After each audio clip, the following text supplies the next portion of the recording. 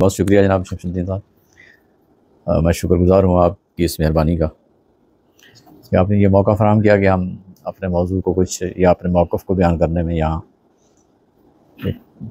कोशिश कर सकते हैं या बता देने की जो कुछ मुमकिन सूरत हो सकती है वो आप हज़रात के सामने पेश कर सकते हैं। जो रसूलुल्लाह सल्लल्लाहु अलैहि वसल्लम पर अल्लाह ताला की तरफ से जो कुछ नाजिल हुआ है, ये 3 शख्सियात हैं जिनके मीडियम से ये बात मुझ तक पहुंची है।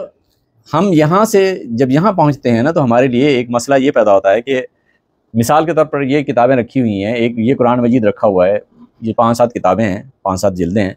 मुझे ये बताया गया है कि जनाब वो जो कुरान मजीद में जो बात की गई है वही बात इन 4-5 किताबों में वही बात है, उससे कम या ज़्यादा बात नहीं है। बस इसको सिर्फ आसान बना दिया गया है। यानी मेरे सामने तफसीर इस नुक्ता नज़र से पेश की जाती है ना कि अल्लाह ने जो बात की है हमने उसे ज़्यादा आसान लफ्ज़ों में आप तक पहुंचा दिया है, हमने अपनी तरफ से उसमें कुछ ऐड नहीं किया। मुफस्सिर का काम ये नहीं होता, अगर वो वाक़तन इंटेलेक्चुअली ऑनेस्ट है तो, कि उसमें वो अपनी तरफ से कोई मुदाखलत, इंटेलेक्चुअल रिचनेस नहीं है। दयानतदारी की बात यह है कि जब हम तफसीरी लिटरेचर की तरफ मुतवज्जह होते हैं इस गर्ज से कि हम उसका ये जायज़ा लें कि क्या वाक़तन इसमें यही बात बयान की गई है जो अल्लाह ने की है, तो अब आपको एक और मुश्किल से गुज़रना पड़ता है। यहाँ हुआ ये है कि जिस दौर में मुसलमान इंटेलेक्चुअली और पॉलिटिकली इंटेलेक्चुअली एक दूसरे से बाइफरकेट हुए, अपनी अपनी अलग अलग वो बनी, तो हर फ़िरके ने अपने आप को दुरुस्त साबित करने के लिए जो सहारा पकड़ा, वो सहारा ये था कि इस कुरान मजीद पर कोई ना कोई ऐसी हाशिया निगारी होनी चाहिए जिससे ये साबित हो कि मैं जहाँ खड़ा हूँ ये उसको जस्टिफाई करता है। दीनी एतबार यही है कि वो समीअ बसीर है, इंसान भी समीअ बसीर है। मेरी समाअत व बसारत और उसकी समाअत व बसारत में फ़र्क यह है कि वो उलूही है और मेरी इंसानी है, वरना समाअत व बसारत अपने माने और मफ़हूम के एतबार से मुख्तलिफ नहीं है। माने और मफ़हूम के एतबार से नहीं, सिर्फ इस निस्बत की वजह से एक दूसरे से मुमताज़ है कि वो उलूही समाअत है और मेरी इंसानी समाअत है। इसी तरह ये एक बुनियादी बात थी जिसकी तरफ मैंने आपको मुतवज्जह करना था। बाकी इंटेलेक्चुअली या उसकी जो टेक्निकल मसाइल हैं उसके लिए सवाल जवाब में हाज़िर हूँ, जो भी आप फरमाएंगे। शुक्रिया डॉक्टर साहब। ये मेरा सवाल ये है कि मैं एक यानी कि मुझे अगर समझना है अल्लाह की किताब कुरान शरीफ को, तो मुझे इसके लिए क्या, जैसे मेरी उम्र अभी 50 से ऊपर हैगी, तो मेरे लिए पॉसिबल है कि मैं इस किताब को समझ सकूं, अरबी ज़ुबान को मैं सीखूं उस लेवल तक? ये मेरा सवाल है। आपकी बात से आगे बढ़ते हैं। तो अगर अल्लाह के दीन को समझने के लिए जो जदीद रास्ते हैं, जैसे लिंग्विस्टिक है, पोस्ट मॉडर्निज्म है, तो क्या उसको भी इख्तियार किया जा सकता है लिसानियात के साथ साथ कुरान को समझने के लिए? उसकी इजाज़त या उसके लिए कोई ऐसी चीज़ है कि जो रुकावट बन रही हो? क्या इसका कंक्लूजन मैं ये समझ सकता हूँ, इस जितना मैं अभी तक समझा हूँ इस पर एक आमी सा हूँ कि फिर तो तफसीर का जो जितना भी, आई डोंट नो कि तारीख़ी तौर पे पहली तफसीर का मुरतब हुई है, वो सारा का सारा मामला उस लिहाज से उसको फिर देखने की ज़रूरत है। पहली बात ये है। दूसरी बात ये है कि हम अगर इसको फिर सहाबा के कॉन्टेक्स्ट में देखने की कोशिश करें, मेरा तो इतना इल्म नहीं है, उलमा मौजूद है यहाँ पे। अब आप टेक्स्ट की तरफ आइए। टेक्स्ट ये है, इज़ा जा नस्रुल्लाह वल फतह व रअयत अन्नास यदखुलून फ़ी दीनिल्लाहि अफ़वाजा फसब्बिह बिहम्दि रब्बिका वस्तग़फिर इन्नहु कान तव्वाबा। टेक्स्ट का रसूलुल्लाह सल्लल्लाहु अलैहि वसल्लम की वफ़ात ना मंतूक है और ना मदलूल है। टेक्स्ट में पैगम्बर अलैहिस्सलातु वस्सलाम की वफ़ात को ना एड्रेस किया जा रहा है और ना इसे मकसद के तौर पर बयान किया जा रहा है। लेकिन अभी जुमे के बाद जो है मैं आपकी किताब मिनहाजुल फुरक़ान को पढ़ने की कोशिश कर रहा था, तो वहाँ पे कुछ सवालात हैं। बाकी अभी आप फरमा रहे थे कुरान क्योंकि फ़साहत और बलागत की जो है उस ऊज पर है, तो ज़ाहिर सी बात आप उसको आसान करना चाह रहे हो, तो ज़ाहिर सी बात है यानी उससे बेहतर आप पेश कर रहे हो। ज़ाहिर सी बात है मैं इस कुरान की तफसीर कर रहा हूँ या तर्जुमा कर रहा हूँ, तो वो कुरान की जो फ़साहत और बलागत है, ज़ाहिर सी बात है मेरी बात जो है उससे भी बेहतर होगा, क्योंकि उस कुरान को तो आसान नहीं हुआ, मैं जो समझा रहा हूँ।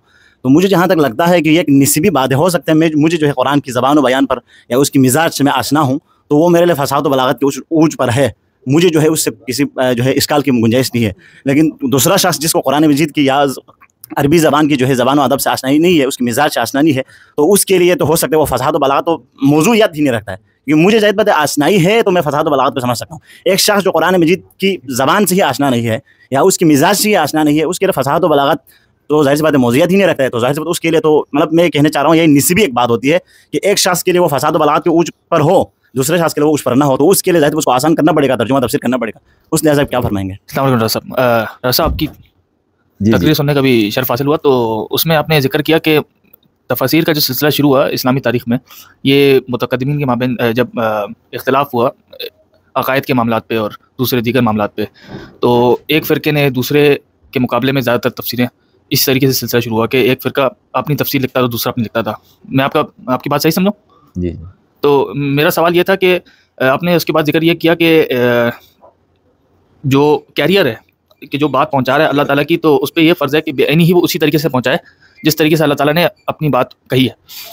तो मेरा सवाल ये है कि चूँकि आपने कहा कि अगर वो शख्स इस तरीके से नहीं करता जो तफसीर कुरान कर रहे, तो वो इंटेलेक्चुअल डिसऑनेस्टी और यानी इल्मी बदयानत का मुर्तकिब होगा, उसका इर्तिकाब करेगा। तो मेरा सवाल ये है कि कोई ऐसी मिसाल है हमारे पास मुतक़द्दिमीन में से कि जिन्होंने अपनी तफसीर में बाकायदा तौर पे आपके नज़र से गुजरी हो या आपके मुताले में, मतलब आपने चूँकि यकीनन मुताला किया होगा, तो मतलब कोई इस तरीके की चीज़ कि जिस पे आपका मुकदमा कायम है कि वो इंटेलेक्चुअल डिसऑनेस्टी के मुर्तकिब हुए हैं, कोई ऐसा कोई आपके सामने कोई मिसाल है किसी तफसीर से? अगर आप दिखा सकें तो बेहतर हो जाएगा कि जहाँ पर आप मेरा सवाल समझ गए? समझ गया आपकी बात कि बाकायदा तौर पे कोई अगर आप मिसाल पेश करते हैं तो बेहतर आसानी हो जाएगी हमारे समझने में। मैं आपको रहमतुल्लाहि व बरकातुहू, आदाब। उम्मीद है आप सब खैरियत से होंगे। आज हमारी खुशकिस्मती है कि पाकिस्तान के एक बहुत मारूफ दानिश्वर फाजिल दर्स निज़ामी और उसके साथ साथ फ़लसफ़े में PhD स्कॉलर, कई किताबों के मुसन्निफ़, मुहक़्क़िक़ मोहतरम जनाब डॉक्टर खिज़र यासीन साहब कराची तशरीफ़ लाए थे। तो हमने उन्हें ज़हमत दी कि हमारे कुछ दोस्त अहबाब हैं, उनके साथ हम एक महफ़िल करना चाहते हैं, एक बैठक। डॉक्टर साहब जो है, अब चूँकि मैं तालिब इल्म के तौर पर हर नुक्ते नज़र वाले को पढ़ने समझने की कोशिश करता हूँ, ये बीमारी है, तो उसी बीमारी की वजह से डॉक्टर साहब तक मैं पहुँचा, उनकी कुछ चीज़ें पढ़ी, फिर मुलाकात की तमन्ना हुई, फिर उनसे कुछ चीज़ें समझने की कोशिश की, उनकी फ़िक्र को। बहुत से लोग ये कहते हैं कि भाई डॉक्टर खिज़र साहब का अंदाज़ थोड़ा मुश्किल है, लिखाई में बहुत अदबी और उस तरह की पहलू है, फ़लसफ़ियाना भी होती है तहरीर। तो उस तरह से कुछ लोगों को ये है कि हमें मौक़िफ़ बहुत अच्छी तरह से समझ में नहीं आता। वो जो मेरे जैसे जिनको समझ में नहीं आता, वो हमारी अपनी कम इल्मी का नतीजा होता है। ज़ाहिर सी बात है, जो बंदा मुफ़क्किर, दानिश्वर, आलिम हो और जिसने पूरी ज़िंदगी इसी लाइन में गुजारी हो, तो वो जिस अंदाज से बात लिखेंगे और एक मुब्तदी तालिब इल्म, तो वो हम पढ़ने वालों का अपना कसूर होता है ज़्यादातर, बोलने वाले या लिखने वाले का नहीं। तो फिर मैंने ये इस ख्वाहिश का इजहार किया कि हम आपके मौक़िफ़ को बहुत अच्छे अंदाज से समझना चाहते हैं, इल्म तफसीर के हवाले से, इल्म हदीस के हवाले से, और बाकी जो मुसलमानों में इल्मी जो रिवायात इल्मुल कलाम की शक्ल में, तसव्वुफ़ और इरफ़ान की शक्ल में, और इसके साथ साथ इस्लामिक फ़िलासफ़ी वगैरह भी जिसको कहा जाता है फ़लसफ़ा, तो उन सब से मुतालिक तो मैंने डॉक्टर साहब से बहुत तफसीली इंटरव्यू भी किया था। तो आज इंशाअल्लाह मैंने गुफ्तगू का उन्वान यही रखा है कि कुरान के तर्जुमा व तफसीर की रिवायत और क़िराअत मतन के उसूल। तो इस पर इंशाअल्लाह डॉक्टर साहब गुफ्तगू फरमाएँगे, और डॉक्टर साहब की गुफ्तगू के बाद फिर नमाज का हम वक़फ़ा कर लेंगे 10-15-20 मिनट। उसके बाद इंशाअल्लाह दोबारा बैठ के फिर आप में से जिन अहबाब को आज की गुफ्तगू से या डॉक्टर साहब को आपने पहले पढ़ा सुना हुआ है, उस हवाले से आपके जहनों में कोई उलझन है उनके फ़िक्र के हवाले से, तो वो भी आप पेश करें, और इसके अलावा भी आप दीन और कुरान और इससे मुताल्लिक़ कोई भी सवाल करना चाहें तो इंशाअल्लाह फिर गुफ्तगू होगी, उसके बाद हम सवाल जवाब करें। जी बिस्मिल्लाहिर्रहमानिर्रहीम। बहुत शुक्रिया जनाब शमसुद्दीन साहब, मैं शुक्रगुज़ार हूँ आपकी इस मेहरबानी का कि आपने ये मौका फ़राहम किया कि हम अपने मौजू को कुछ या अपने मौक़िफ़ को बयान करने में यहाँ कोशिश कर सकते हैं या बता देने की जो कुछ मुमकिन सूरत हो सकती है वो आप हज़रात के सामने पेश कर सकते हैं। मसला ये है कि जहाँ तक ताल्लुक़ होता है किसी इल्मी मौजू का, तो एक बात पहले ये आप तय कर लें कि जिन मौज़ूआत को आप इल्म के दायरे में ले आते हैं ना, तो आपकी ये कोशिश होती है कि इल्मी मौज़ूआत पर आप या किसी इल्मी क़ज़िये पर, जो भी आप इल्मी मौज़ू बनाएं और उस पर आप अपना कोई इल्मी क़ज़िया तश्कील दें, तो सबसे पहली कोशिश आपकी ये होनी चाहिए कि उसमें आपकी राय दखल न दे। जो हकीकत है आप अपने आप को उस हकीकत तक महदूद रखें, और जिस हद तक आपकी राय उसमें शामिल नहीं होगी वो क़ज़िया उतनी इल्मी होगा। जितनी आपकी राय उसमें शामिल होती चली जाएगी उतनी ही वो क़ज़िया इल्म के दायरे से दूर होता चला जाएगा। एक डॉक्टर की राय में और लेबॉरेटरी टेस्ट रिपोर्ट में एक फ़र्क होता है ना। डॉक्टर की जो राय होती है वो ठीक भी हो सकती है, गलत भी हो सकती है, बहुत परफेक्ट भी हो तो भी। और जब आप लेबॉरेटरी टेस्ट से जाकर लेकर आते हैं तो वहाँ तो आप ये नहीं कहते कि ये कोई राय है, बल्कि आप फैक्ट्स एंड फिगर्स को देखकर ही कोई फ़ैसला कर रहे होते हैं। तो जो इल्मी क़ज़िया होता है उसके लिए सबसे बड़ी ज़रूरत ये होती है कि उसमें आपकी ओपिनियन शामिल ना हो, आपके मफरूज़ात शामिल ना हो। मैं ये तो नहीं कह सकता कि इंसान बहैसियत इंसान के बिल्कुल मशीन बन जाए, लेकिन इंसान बहैसियत इंसान के इस ज़िम्मेदारी को तो समझ सकता है ना कि मैं जब एक चीज़ को बतौर इल्म के दूसरों तक पहुंचाना चाह रहा हूं तो उसे हकीकत तक ही महदूद रखूं और उसमें अपनी राय शामिल ना करूं। जब हम किसी इल्म पर बात करते हैं तो उसके लिए बुनियादी ज़रूरत ये होती है कि जिस हद तक भी आप अपनी राय को उससे दूर रख सकते हैं उसे रखें, जितना आप अपने जज्बात, एहसासात, ख़यालात को उससे दूर रख सकते हैं उतने रखें। इल्म को इल्म के दायरे में रखने की बुनियादी तरीन ज़रूरतों में से ये ज़रूरत है कि उसमें आपके ज़ाती ख़यालात, आपके ज़ाती एहसासात, आपकी अपनी पसंद नापसंद, मोहब्बत, नफ़रत, ये जितनी भी चीज़ें हैं ये उससे दूर रहें।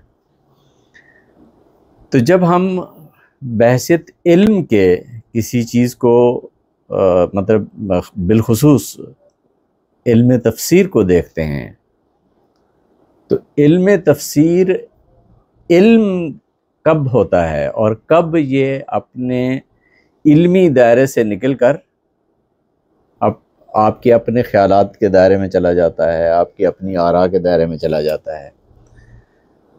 मतलब इस फ़र्क को समझना ज़्यादा ज़रूरी है हमारे इस मौक़िफ़ को समझने के लिए कि अगर मैं अपनी बात दूसरों तक पहुंचाते हुए अपने ख़यालात को उससे दूर नहीं रख सकता तो मैं जितने दूसरों तक पहुंचा रहा हूं वो इल्म नहीं बल्कि मैं अपने ख़यालात पहुंचा रहा हूं।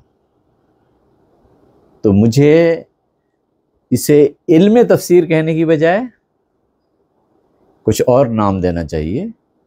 उसे इल्म के दायरे में अगर आपने रखना है तो फिर आपके लिए ये ज़रूरी है कि आप उसको इल्म के दायरे में ही रहने दें और यहाँ आप अपने ख़यालात, मेरा फ़हम ये कहता है, मैंने यूँ समझा है, ये मैंने समझे वाली बात नहीं है। आप अगर इल्म की बात कर रहे हैं तो इल्म आप भी उसी तरह समझेंगे जैसे मैं समझूंगा, हकीकत आपके सामने भी उसी तरह से होगी जैसे मेरे सामने है। ये नहीं हो सकता कि हकीकत को समझने में मतलब मेरा और आपका अगर ज़ाविया निगाह मुख्तलिफ है तो हमें अपने ज़ाविये को दुरुस्त करना पड़ेगा, लेकिन ये नहीं कि हकीकत के मुतालिक हम जो क़ज़िया दें उसे अपने ज़ाविया निगाह में रखते हुए ये कहें कि जनाब इल्म ये है या इल्म वो है। ज़ाविया निगाह से बदलने के नतीजे में जो तस्वुरात बदलते हैं उसका ताल्लुक़ इल्म से नहीं होता, उसका ताल्लुक़ इस बात से होता है कि अब आपको दोबारा ज़रूरत पड़ेगी इस बात की कि हम ये देखें कि हमारा ज़ाविया निगाह तो कहीं मुख्तलिफ नहीं हो रहा, हम फिर उस ज़ाविया निगाह की दुरुस्ती की तरफ मुतवज्जे होंगे। इस एक मुकदमे को सामने रखें, मेरी अगली एक और गुजारिश आप पेश नज़र रखें। जब आप अपने ज़िम्मे ये चीज़ लेते हैं कि मैंने अपना मौक़िफ़ की बजाय किसी दूसरे के मौक़िफ़ को किसी दूसरे तक पहुंचाना है। अब मेरी बात समझ रहे हैं ना कि मतलब ये मेरा मौक़िफ़ नहीं है, मैंने किसी और का मौक़िफ़ है, मैं दरमियान में एक ऐसा मीडियम हूँ कि मेरे मीडियम से किसी दूसरे के मौक़िफ़ ने किसी दूसरे तक पहुँचना है। तो बतौर मीडियम के जब मैं ये काम करूँगा तो मेरी सतह पर पहुंचकर अगर वो बात वो नहीं रही, जो पिछले का मौक़िफ़ था वो बात नहीं रही, तो आगे जिसे मैं पहले बंदे का मौक़िफ़ कह के पहुंचाने की कोशिश कर रहा हूँ, ये इल्मी दयानत से भी एक आरी बात होगी कि आप कह तो ये रहे हैं कि ये बात अल्लाह की है और फिर आप कहते हैं नहीं ये मेरा फ़हम है, और पहुंचा दूसरों तक रहे हैं कि अल्लाह की बात मेरे फ़हम के मुताबिक ये है। तो आपका फ़हम बतौर मीडियम इस्तेमाल नहीं हो रहा, बल्कि आपका फ़हम अब एक उसकी रिफॉर्मेशन कर रहा है, एक ऐसी रिफॉर्मेशन कर रहा है जिसके मुतालिक आपको भी यकीन है कि पता नहीं जो बात मैं दूसरों तक पहुंचा रहा हूं वो है कि नहीं है जो पिछले बंदे ने की है या पिछले इंसान ने मुझ तक जो मुंतकिल की है। ख़ास तौर पर जब ये मामला मतलब इंसानी सतह पर तो दयानत इसी चीज़ का नाम है कि अगर आप एक की बात दूसरों तक पहुंचा रहे हैं तो उसमें आप अपनी तरफ से कोई दखल अंदाजी न दें, और जब ये बात अल्लाह की हो तो आपकी ये ज़िम्मेदारी 10 गुना बढ़ जाती है। 10 गुना मैं यहाँ लफ्ज़ सिर्फ इसको मैग्नीफाई करने के लिए बोल रहा हूँ, वरना मतलब जो ज़िम्मेदारी है उसका एहसास आप खुद समझ सकते हैं। अगर मैंने अल्लाह की बात दूसरों तक पहुँचानी है तो मुझ पर फ़र्ज़ है कि मैं अल्लाह की ही बात दूसरों तक पहुँचाऊँ। देखें, जो रसूलुल्लाह सल्लल्लाहु अलैहि वसल्लम पर अल्लाह ताला की तरफ से जो कुछ नाजिल हुआ है, ये 3 शख्सियात हैं जिनके मीडियम से ये बात मुझ तक पहुंची है। यानी अल्लाह तबारक व तआला की बात है जिब्रील के ज़रिए रसूलुल्लाह सल्लल्लाहु अलैहि वसल्लम और रसूलुल्लाह सल्लल्लाहु अलैहि वसल्लम के ज़रिए मुझ तक। अल्लाह ताला से जिब्राइल से रसूलुल्लाह सल्लल्लाहु अलैहि वसल्लम ने जो बात पहुंचाई थी, मैं एक लम्हे का भी ये तरद्दुद नहीं कर सकता कि उस बात में इन दोनों शख्सियात ने अपनी तरफ से कुछ ऐड किया है। पूरी दयानतदारी के साथ और पूरी बात उन्होंने आगे मुंतकिल कर दी है। रसूलुल्लाह सल्लल्लाहु अलैहि वसल्लम इंसान है, पैगम्बर अलैहिस्सलातु वस्सलाम इंसान है। चलें, फ़रिश्ता तो था ऐसा कि जिसमें ये इम्कान नहीं था कि वो अपनी तरफ से कोई मुदाखलत करता। रसूलुल्लाह सल्लल्लाहु अलैहि वसल्लम इंसान ही थे। बहसियत इंसान के आपके तसव्वुरात, आपका जहन, आपका शऊर, आपकी लगन, आपकी पसंद नापसंद सारी चीज़ें मौजूद थीं, इसलिए कि आप सल्लल्लाहु अलैहि वसल्लम 100% बशर थे। आप अलैहिस्सलातु वस्सलाम ने भी उस बात को बयान ही उसी तरह से पहुँचाया जिस तरह अल्लाह तबारक व तआला ने से जिब्राइल ने और जिब्राइल ने रसूलुल्लाह सल्लल्लाहु अलैहि वसल्लम तक पहुँचाया। पैगम्बर अलैहिस्सलातु वस्सलाम तक मुझ तक पहुँचते हुए उस बात में अदना दर्जे की भी कोई कमी बेशी नहीं हुई। ये नबूवत का प्रोटोकॉल है, रिसालातुल्लाह का प्रोटोकॉल है। अल्लाह तबारक व तआला की तरफ से जो बात इंसान तक पहुंचाई गई है, ये वाजिब है, ये उसका प्रोटोकॉल है, ये उसकी सबसे बड़ी फजीलत है, और इस फजीलत से नीचे कोई चीज़ नहीं है कि अल्लाह तबारक व तआला की बात को बयान ही जैसे है उसी तरह से आगे पहुंचा दें। अब ये बात दूसरों तक उसी तरह से पहुंचाई गई है जैसे अल्लाह तबारक व तआला ने बताई है या नहीं, हमें कंसर्न इस मसले पर होता है।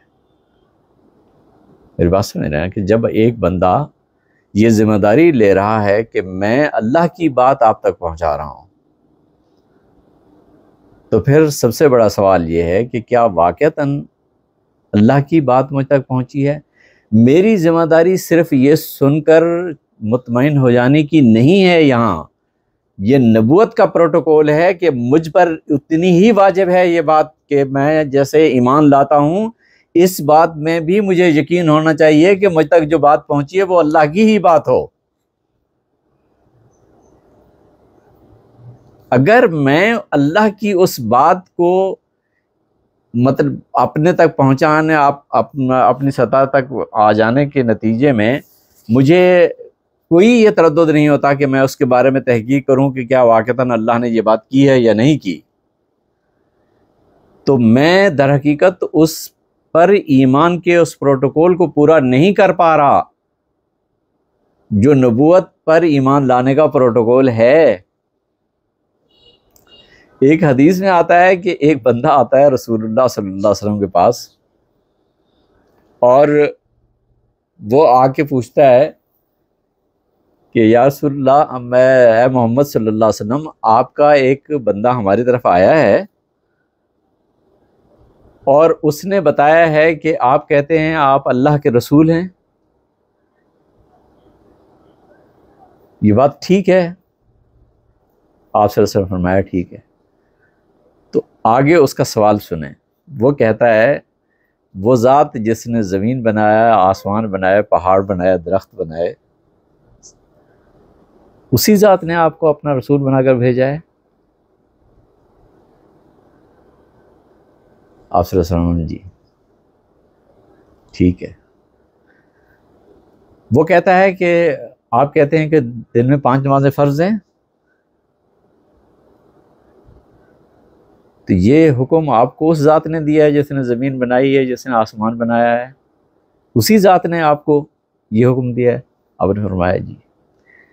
अब आप गौर करें कि इस बात की तस्दीक रसूलुल्लाह सल्लल्लाहु अलैहि वसल्लम से भी तलब की जा रही है कि ये बात जो आपने हम तक पहुंचाई है ये उस ज़ात की कही हुई है। लेकिन जब मेरे सामने कोई चीज़ बतौर तफसीर के पेश की जाए, मुझे ये कहा जाए कि मैं अल्लाह की बात ही आप तक पहुंचा रहा हूं और मैं इस बात से बेनियाज हो जाऊं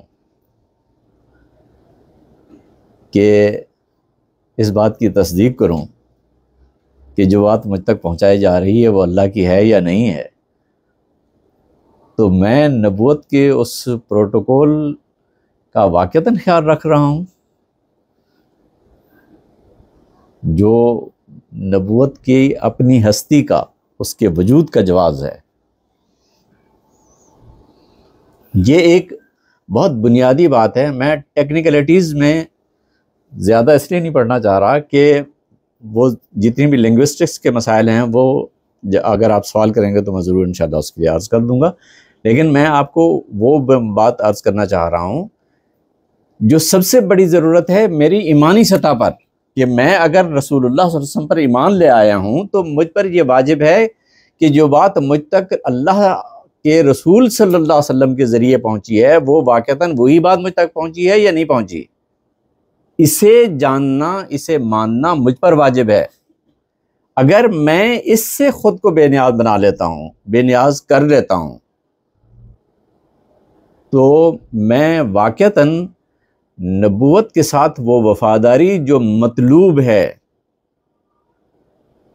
वो नहीं कर रहा।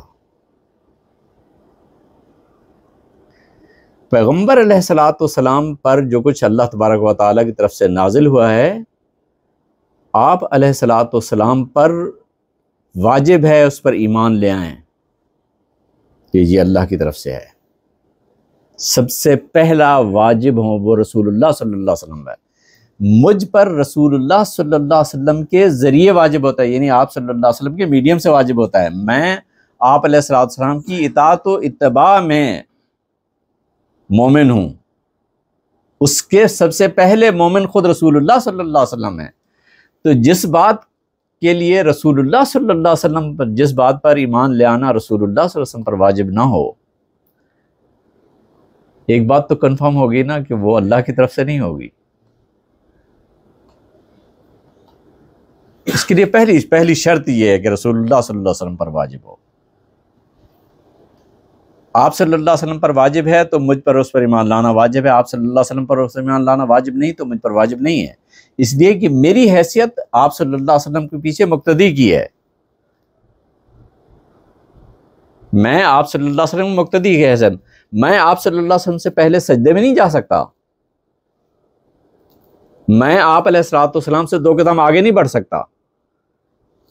इसलिए कि मैं आप सल्लल्लाहु अलैहि वसल्लम की इताअत और इत्तबा में अल्लाह के रसूल पर ईमान ले आया हूँ। अब जब ये बात कंफर्म हो जाती है कि ईमान के बुनियादी मुक्तज़ियात में ये बात शामिल है कि जो बात मुझ तक पहुँचाई जाए वो वही हो जो अल्लाह और अल्लाह के रसूल की बात है, या अल्लाह तबारक व तआला ने जो बात की है जो रसूलुल्लाह सल्लल्लाहु अलैहि वसल्लम पर वाजिब थी और वही मुझ तक पहुँची है, तब तो कोई बात बनती है कि वो वाक़तन ईमान का मौजू है। अब हम यहाँ से जब यहाँ पहुँचते हैं ना तो हमारे लिए एक मसला ये पैदा होता है कि मिसाल के तौर पर ये किताबें रखी हुई हैं, एक ये कुरान मजीद रखा हुआ है, ये 5-7 किताबें हैं, 5-7 जिल्दें हैं। मुझे ये बताया गया है कि जनाब वो जो कुरान मजीद में जो बात की गई है वही बात इन 4-5 किताबों में वही बात है, उससे कम या ज़्यादा बात नहीं है, बस इसको सिर्फ आसान बना दिया गया है। यानी मेरे सामने तफसीर इस नुक्ता नज़र से पेश की जाती है ना कि अल्लाह ने जो बात की है हमने उसे ज़्यादा आसान लफ्ज़ों में आप तक पहुंचा दिया है, हमने अपनी तरफ से उसमें कुछ ऐड नहीं किया। मुफस्सिर का काम ये नहीं होता अगर वो वाक़तन इंटेलेक्चुअली ऑनेस्ट है तो कि उसमें वो अपनी तरफ से कोई मुदाखलत करे। ये उस पर वाजिब है कि वो जो बात अल्लाह की है उसे ही पहुंचाए। अगर वो मेरे लिए आसान बनाना चाहता है तो उसे आसान बना दे, लेकिन उसके माने में दखल अंदाजी ना दे। माने को आसान बनाना मुमकिन नहीं होता, आसान हमेशा बयान को बनाया जाता है, काबिल फ़हम बयान बनाया जाता है। माना तो उसका कैरियर होता है, लफ्ज़ जो है वो माने का कैरियर है, वो तो आप तक एक बात पहुंचा रहा है। अब लफ्ज़ों के अंदर मतलब जैसे आपने शेखरी साहब ने बताया कि खिज़र यासीन का एक्सप्रेशन बहुत मुश्किल होता है, ये मेरी सतह पर मेरे एक्सप्रेशन का मसला है। अब मुझ पर यह वाजिब है कि मैं अपने एक्सप्रेशन को आसान बनाऊं, लेकिन मैं अगर अपने एक्सप्रेशन को आसान बनाते हुए अपने मौक़िफ़ से भी हट जाऊं तो ये मैं अपने मौक़िफ़ को आसान नहीं बना रहा, ये मैं बिल्कुल दूसरा मौक़िफ़ दे रहा हूं। अब अगर मेरे सामने रखी हुई किताब 4 जिल्दों में या 10 जिल्दों में एक किताब है और एक तरफ एक किताब रखी हुई है, मुझे ये बताया जा रहा है कि ये कुरान मजीद है, ये अल्लाह का कलाम है, इसी कलाम को यहाँ इन 10 जिल्दों में आसान तर अंदाज में बयान किया गया है। और मुफस्सिर ने, क्योंकि इसकी इंटेलेक्चुअल ऑनेस्टी का मसला है ये कि अगर आप दूसरे की बात दूसरों तक पहुंचा रहे हैं तो फिर दूसरे की बात ही दूसरों तक पहुंचाएं, आप अपनी तरफ से मुदाखलत ना करें। अब अगर आप पहुंचा तो दूसरे कह तो ये रहे हैं कि दूसरे की बात मैं पहुंचा रहा हूं, लेकिन आप उसमें दखल अंदाजी अपनी कर रहे हैं, तो इंटेलेक्चुअली आप ऑनेस्ट नहीं होंगे। इंटेलेक्चुअली ऑनेस्ट होने का यह मतलब होता है कि आप अगर ये जिम्मेदारी कबूल कर रहे हैं कि किसी दूसरे की बात किसी और तक पहुंचानी है और इसके में मुदाखलत नहीं करनी, तो फिर आप इंटेलेक्चुअली ऑनेस्ट हैं। अब हमें इसकी ज़मानत की एहतियाज है कि जितनी तफासीर लिखी गई हैं अगर वो वाक़तन अल्लाह की बात ही दूसरों तक पहुंचाई गई है तो हमें इसकी ज़मानत दरकार है कि इन तफसीरों के मुतालिक हम वो स्टैंडर्ड बनाएं वो स्टैंडर्ड जानें जिससे इन तफसीरों के मुतालिक ये हमें यकीन हासिल हो जाए कि ये अल्लाह की बात ही इंसानों तक पहुंचाई गई है, अपनी तरफ से कोई दखल अंदाजी नहीं दी गई। जब हम यहाँ पहुँचते हैं तो ये एक ऐसा मरहला होता है जहाँ प्योर इंटेलेक्चुअल और ह्यूमन इंटेलेक्ट, इंसानी जहन और इंसानी जहनी म्यारात यहाँ काम आते हैं। और इन जहनी म्यारात के साथ आपकी ईमानी वाबस्तगी ज़रूरी है। इन जहनी म्यारात के साथ आपकी ईमानी वाबस्तगी ज़रूरी है।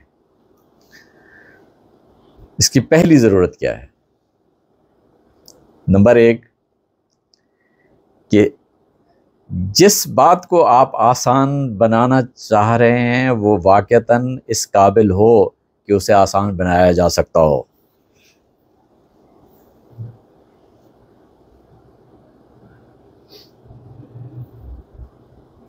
जिस बात को आप आसान बनाना चाह रहे हैं उसके अंदर ये काबिलियत हो कि उसे आसान बनाया जा सकता हो।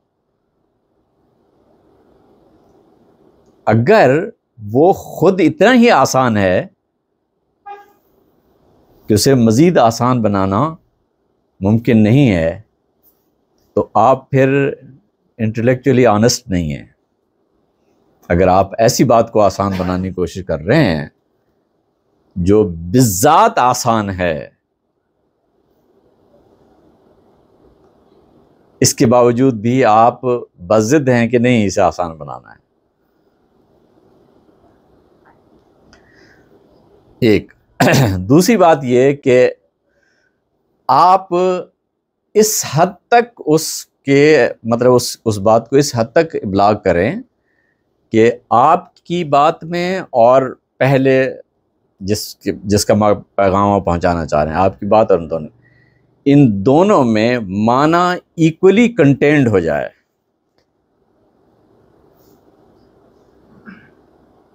यानी दोनों इक्वल कैरियर्स हों, बतौर कंटेनर के दोनों बिल्कुल एक जैसे कंटेनर हों। आपका एक्सप्रेशन और अल्लाह का एक्सप्रेशन जब तक एक सतह पर उसी माने का कैरियर नहीं है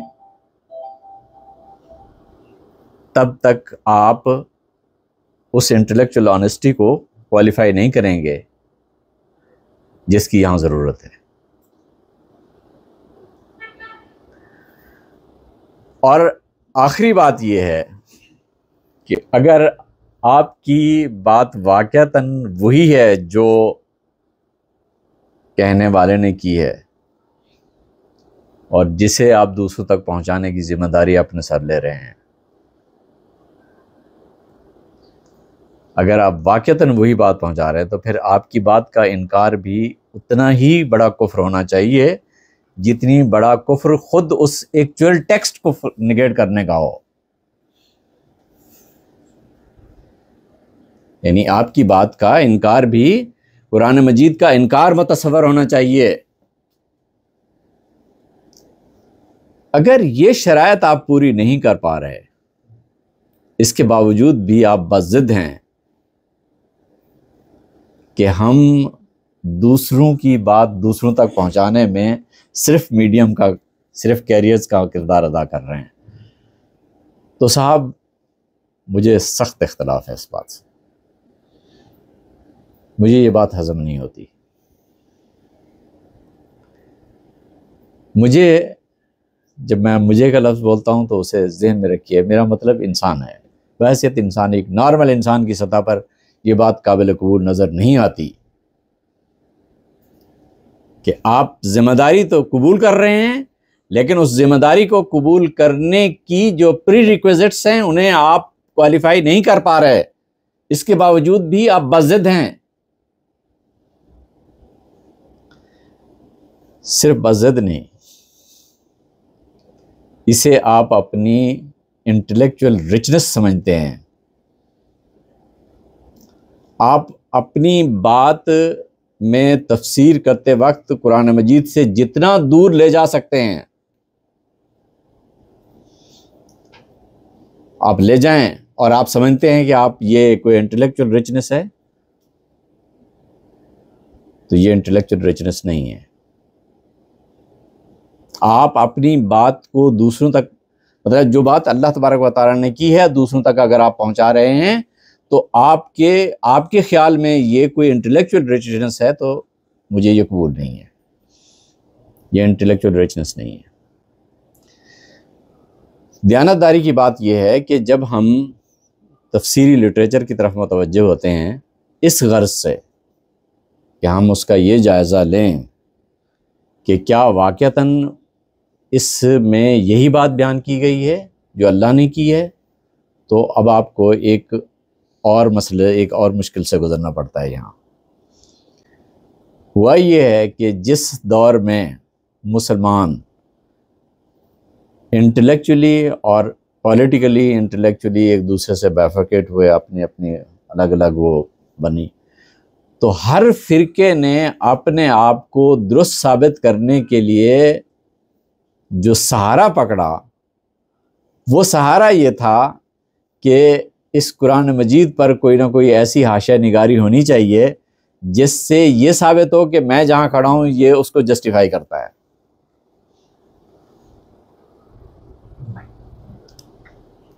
अब इस नुक्ते नज़र से जब आप उसको की तरफ मुतवज्जह हुए हैं तो कुरान मजीद ने आपकी उन ज़रूरतों को तो पूरा नहीं किया जो आप चाह रहे थे, लेकिन आपने कुरान मजीद को वहाँ पर पूरी तरह से, जिस तरह से भी आपसे हो सका,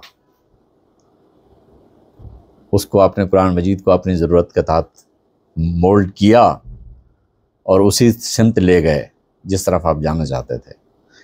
ये एक बहुत बड़ी मुश्किल पैदा हुई है हमारे पूरे इसमें इल्मी कैरियर में कि हमने तफसीरी लिटरेचर की तरफ इस नुक्ता नज़र से तवज्जो ही नहीं दी कि ये तफसीर हम लिख क्यों रहे हैं। अच्छा, एक आम हालात में, मतलब आम बंदे के लिए इस फ़र्क को समझना मुश्किल हो जाता है। देखें, तालीम और चीज़ होती है। मैथमेटिक 10वीं जमात का मैथमेटिक है, क्या ख्याल है आप पहली जमात वाले को पढ़ाएंगे? वो पहले आप जहन साजी करते हैं कि वो 9वीं जमात तक का रियाजी पढ़ ले, मैथमेटिक पढ़ ले, तो फिर आप 10वीं जमात की मैथमेटिक पढ़ाते हैं। अब आप ये चाहते हैं कि इंसान जहाँ खड़ा है वो उधर ही खड़ा रहे और कुरान मजीद उसकी उस सतह पर आ जाए जिस सतह पर इंसान खड़ा है।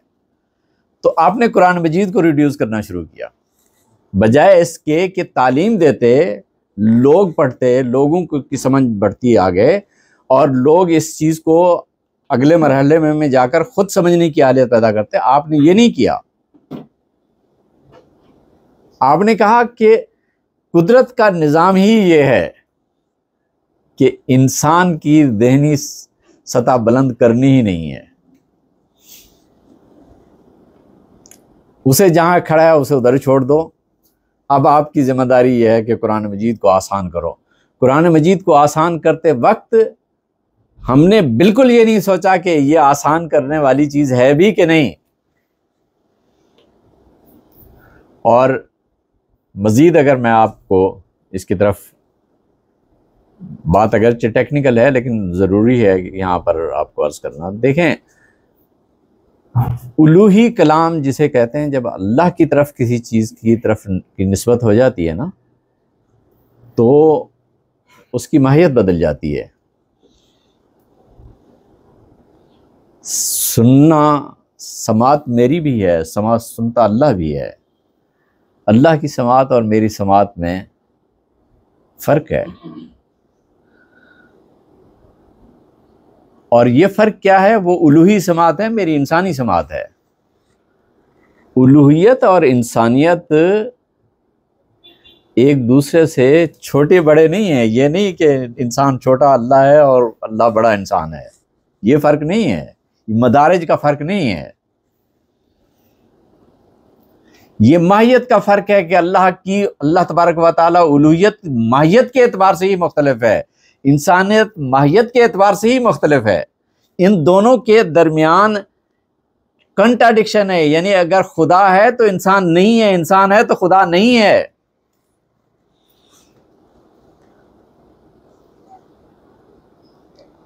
जिसे आप इंसान कहते हैं वो खुदा नहीं है, जिसे आप खुदा कहते हैं वो इंसान नहीं है। अगर आप ये 100% नफी नहीं कर सकते तो इन दोनों के दरमियान कोई ऐसा बफर जोन अगर आप कायम करना चाहते हैं जहां खुदा और इंसान इकट्ठे एक दूसरे के साथ हॉकी खेल सकते हों, तो फिर आप दीनी एतबार से कोई अच्छी पोजीशन पे नहीं खड़े हुए। दीनी एतबार यही है कि वो समीअ बसीर है, इंसान भी समीअ बसीर है।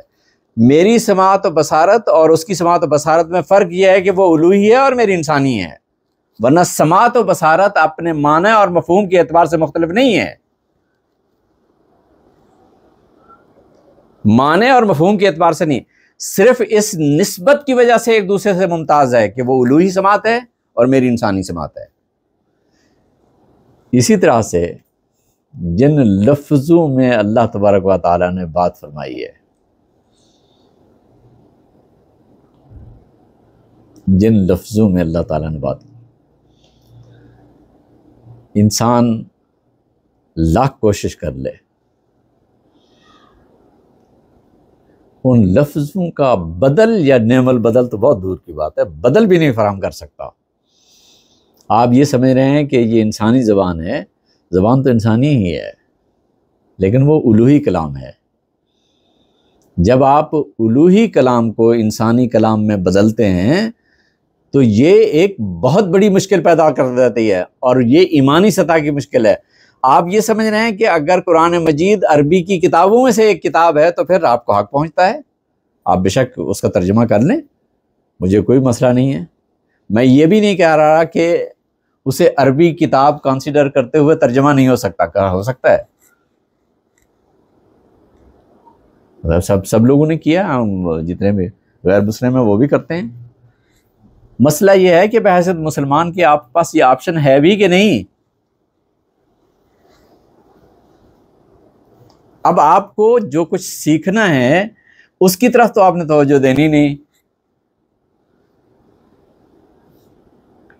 यानी जो कुछ सीख के आपको इस काबिल बनना है कि कुरान मजीद को पढ़ने समझने के काबिल हूं, उस तरफ आपने जाना नहीं। और जब हम अपनी इस मजबूरी पे पहुंचे कि अल्टीमेटली हमने ये दरवाज़ा ही बंद कर लिया कि हमें अपने आप को इसके काबिल बनाना है,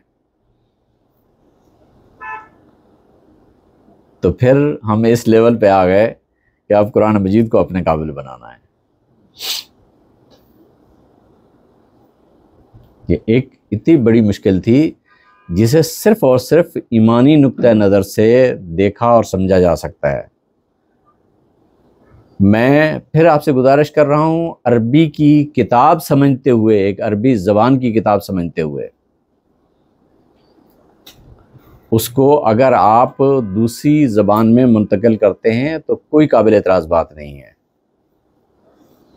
लेकिन मुझे ये समझ नहीं आता कि आप अल्लाह का कलाम समझते हुए से कैसे दूसरी ज़बान में मुंतकिल कर सकते हैं। वो कलाम अल्लाह है। अब कलाम अल्लाह को इंसानी कलाम में ढालना आज हमारे लिए ये बात क्यों नामुमकिन नज़र आती है, क्या मसला बनती है? इसलिए कि हम एक ऐसी पोजीशन पे आ खड़े हैं कि हमने अपने लिए वो चीज़ें अब आम बना ली हुई हैं जिनको हम तस्वर भी नहीं कर सकते थे कभी। तो इसलिए हमारे लिए वो मुश्किल ही नहीं रही। मैंने कभी भी इस चीज़ का कि अरबी ज़बान का एक अरबी टेक्स्ट होने के एतबार से कुरान मजीद काबिल तफसीर नहीं, काबिल तर्जुमा नहीं है, ये कभी नहीं कहा मैंने। मैं हमेशा इस तरफ मुतवज्जह हूं कि ये अल्लाह का कलाम है। आप सिर्फ इस बात को पेश नज़र रखें, ये कलामुल्लाह है। यार ये कलामुल्लाह है, खुदारा इसके इस स्टेटस को मत गिराओ। लेकिन हमारी ज़हनी सतह ही ये नहीं रही, हमारी ईमानी सतह ही ये नहीं रही कि हम कलामुल्लाह के कलामुल्लाह होने के उस मनसब का इदराक कर सकें जिसने मुझ पर यह वाजिब किया है कि मैं इसमें अदना दर्जे की भी मुदाखलत ना करूं। लेकिन मैंने उसे रिफॉर्म करना है, इसलिए कि मेरी मजबूरी है, और उस मजबूरी के नतीजे में मुझे एक और बंदे पर एतमाद करना पड़ता है। आप अरबी नहीं जानते, किसी बंदे ने तर्जुमा कर दिया, आपने उसका तर्जुमा पढ़ा, कितना एतमाद है आपको उसके तर्जुमे पर? कितना एतमाद है? याद रखिए कि गैर नबी से नबुव्वत का मफाद मुमकिन नहीं होता, और आपने अपने लिए यह गुंजाइश पैदा कर दी है।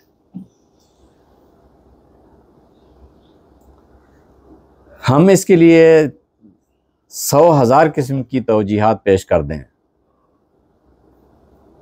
इस बात की तौजीह आप नहीं दे सकते कि कलामुल्लाह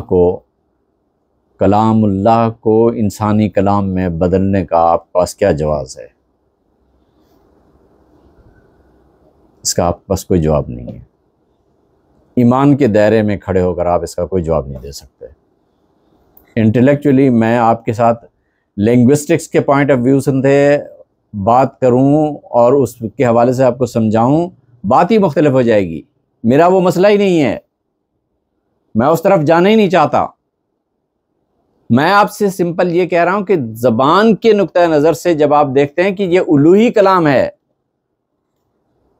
कभी आप साहिब ज़ौक़ हों और आप गालिब के शेर को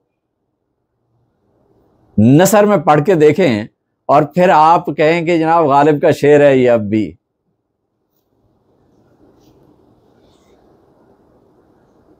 आपकी तबीयत गवारा नहीं करेगी, तबीयत भी गवारा नहीं करेगी। हैरान कुन बात है कि आपको कलामुल्लाह को इंसानी कलाम में बदल देने के बाद भी कोई तसव्वुर नहीं आता कि आपने कोई ऐसा काम किया है जिसे नहीं होना चाहिए था।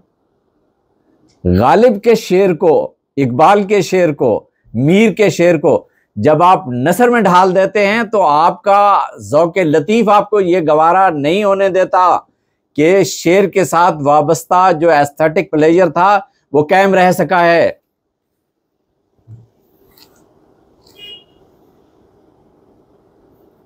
और आप समझते हैं कि कलामुल्लाह के साथ आप उससे वाबस्ता जितनी भी नेमतें, जितनी भी फ़ज़ाइल, जितनी भी चीज़ें हैं वो आप छोड़ दें तो कोई फ़र्क नहीं पड़ेगा। ये एक मतलब आप समझें कि मैं प्योर इंटेलेक्चुअल क्रिटिसिज्म के दायरे में जाऊं तो वो बात बहुत ज़्यादा टेक्निकल हो जाती है। मैं जस्ट आपके ईमान को एक मतलब अपील करते हुए ये कहता हूं कि मुझे ये बात समझने में वाक़तन दुश्वारी होती है कि एक आम आदमी आम सतह पर रहते हुए ज़बान और बयान की खूबियों से वाकिफ़ होते हुए जब एक शेर को नसर में बदलते हुए अपने अंदर एक गिल्ट फील करता है, उसे सिर्फ शेर का माना नहीं चाहिए,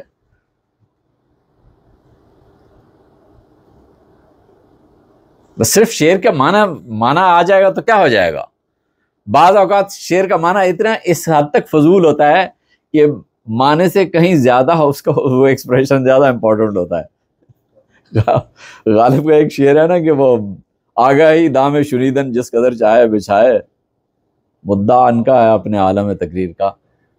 कहना क्या चाह रहा है? वो कहता है मैं कुछ कहना ही नहीं चाह रहा तो तुम समझोगे खाक। ये क्या बात है? मतलब ईमान से कहिए, सोचने समझने की बात। इंटेलेक्चुअली या मॉरली या किसी भी एतबार से मुझे बताएं कि ये बात ऐसी है जिसको कहा जा सकता हो या कहने के काबिल हो। लेकिन शेर ने उसे इस गैर हकीकत बात को, जो बहुत गैर अहम बात थी, जब शेर ने उसे बदला तो मैं उसे बाकायदा एंजॉय करता हूं। और जब मैं उसके मानी की तरफ जाता हूं, मैं वहां लाहौर में था तो एक साहब ने फरमाया कि महबूब की मांग तारों से भर दो। मैंने कहा यार फैक्चुअली तुम एक तारे को देखो ना, तो अगर महबूब उस तारे के नीचे आ जाए तो कमबख्त नजर भी नहीं आएगा वो। फैक्चुअल रियलिटी ये है। तुम कहते तारों से भर दूं, खुदा का खौफ करो यार, कैसे कैसे भर लोगे उसके तारों? मतलब तारे की एक हैत है, उसका इतना बड़ा वजूद है, महबूब तो इतना फिस जाएगा उसके नीचे कि वो बेचारा नजर ही नहीं आएगा कहीं से। तुम उसकी तारों से मांग भर। लेकिन शेर ने या उस लिसानियाती ज़ौक़ ने उसे किस लेवल पे ला खड़ा किया? जब हम इस तरह की चीज़ों की तरफ आते हैं ना, तो सबसे पहले कुरान मजीद को हम उठाकर एक ऐसे दायरे में ला खड़ा करते हैं जिस दायरे में कुरान मजीद होता नहीं है। वो कलामुल्लाह है, अल्लाह का कलाम है। उस कलामुल्लाह के साथ कोई ऐसी चीज़ वाबस्ता मत करो जो किसी लिहाज से या किसी एतबार से, किसी लिहाज या किसी एतबार से कुरान मजीद के बयान को वो मनसब, उस मनसब पे ना रहने दे जिस मनसब का वो अहल है। ये एक बुनियादी बात थी जिसकी तरफ मैंने आपको मुतवज्जे करना था। बाकी इंटेलेक्चुअली या उसकी जो टेक्निकल मसाइल हैं उसके लिए सवाल जवाब में हाज़िर हूँ, जो भी आप फरमाएंगे तो उसके लिए मैं ज़रूर इंशाल्लाह आपको अर्ज़ कर दूँगा जो भी मसाइल में। बहुत ज़बरदस्त गुफ्तगू हुई है और मेरे ख़्याल से काफ़ी चीज़ें सब क्लियर हुई है। लेकिन इसी मौजू पर या इससे अलावा भी आप लोग किसी उस पर सवाल कर चाहें तो इंशाल्लाह इस पर हम चाह रहे हैं कि दूसरे लोग भी मुस्तफ़ीद हो ना। शुक्रिया डॉक्टर साहब। ये मेरा सवाल ये है कि मैं एक यानी कि मुझे अगर समझना है अल्लाह की किताब कुरान शरीफ को, तो मुझे इसके लिए क्या, जैसे मेरी उम्र अभी 50 से ऊपर हैगी, तो मेरे लिए पॉसिबल है कि मैं इस किताब को समझ सकूं, अरबी ज़ुबान को मैं सीखूं उस लेवल तक? ये मेरा सवाल है।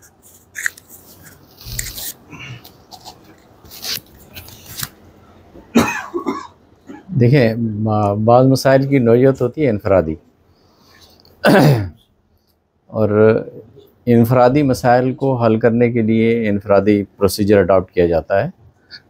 उसके लिए कोई एक बिल्कुल पूरा लाहे अमल तैयार कर देना या उसके लिए कोई मुस्तकिल जवाब तैयार कर देना, उसकी कोई सूरत होती नहीं है।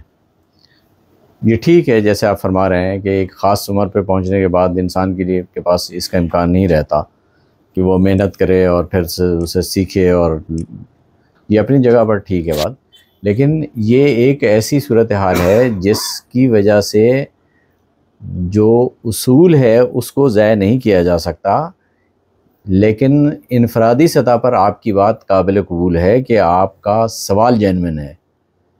इसको हल कैसे करना है, इसके लिए जितना भी पॉसिबिलिटीज़ आप मेरे पास या आपके पास होंगी, हम उनको काम में लाएंगे और उसे हल करने की कोशिश करेंगे। बाकी अल्लाह तबारक व तआला के साथ का जो मामला है वो जानता है, और आप उसमें मुझे नहीं पता कि उसने कल किसी के साथ क्या करना है, मेरे साथ क्या मामला करना है, मैं नहीं जानता। लेकिन इस बात को ज़रूर जहन में रखिए कि दीन का इबलाग जिस बात से नामुमकिन हो रहा हो, उसके लिए कोई जवाज़ ऐसा पैदा नहीं किया जा सकता जो इनफरादी मसाइल के बायस एक हिंड्रेंस जनरेट कर दे। उसूली तौर पर यह बात इतनी ही है।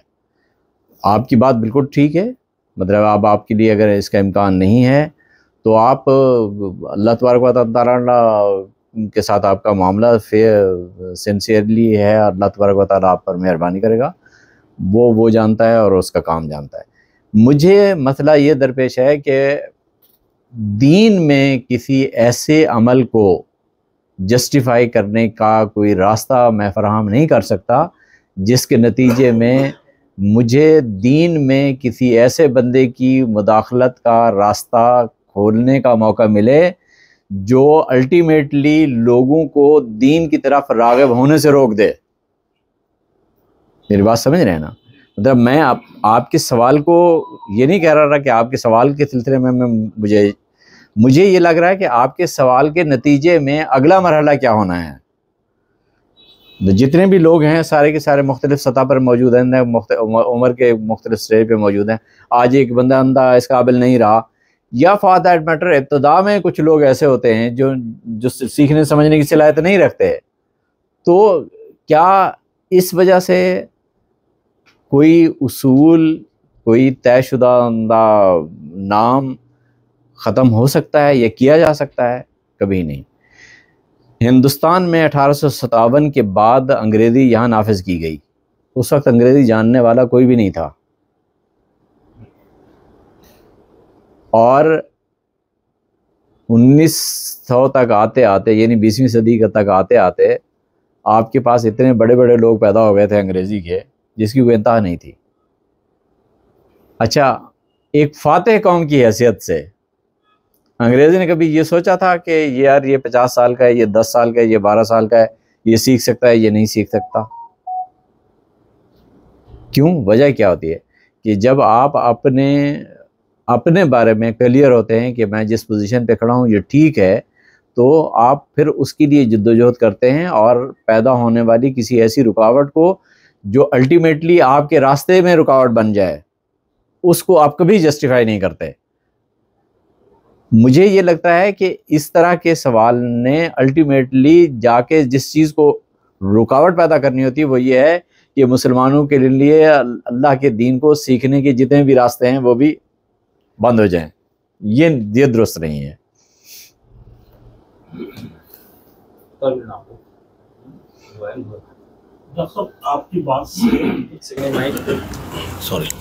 आपकी बात से आगे बढ़ते हैं। तो अगर अल्लाह के दीन को समझने के लिए जो जदीद रास्ते हैं, जैसे लिंग्विस्टिक है, पोस्ट मॉडर्निज्म है, तो क्या उसको भी इख्तियार किया जा सकता है लिसानियात के साथ साथ कुरान को समझने के लिए? उसकी इजाज़त या उसके लिए कोई ऐसी चीज़ है कि जो रुकावट बन रही हो? मतलब अगर आप दीन को दीन समझते हुए, यानी कलामुल्लाह और इंसानी कलाम के उस फ़र्क को पेश नज़र रखते हैं, तो जितने टूल्स वगैरह को तो इस्तेमाल करना या उसको काम में ले आना कोई बड़ा मसला नहीं होता, लेकिन ये डिस्टिंक्शन कहीं ज़ाया ना होने पाए जो कलाम, उलूही कलाम और इंसानी कलाम में है।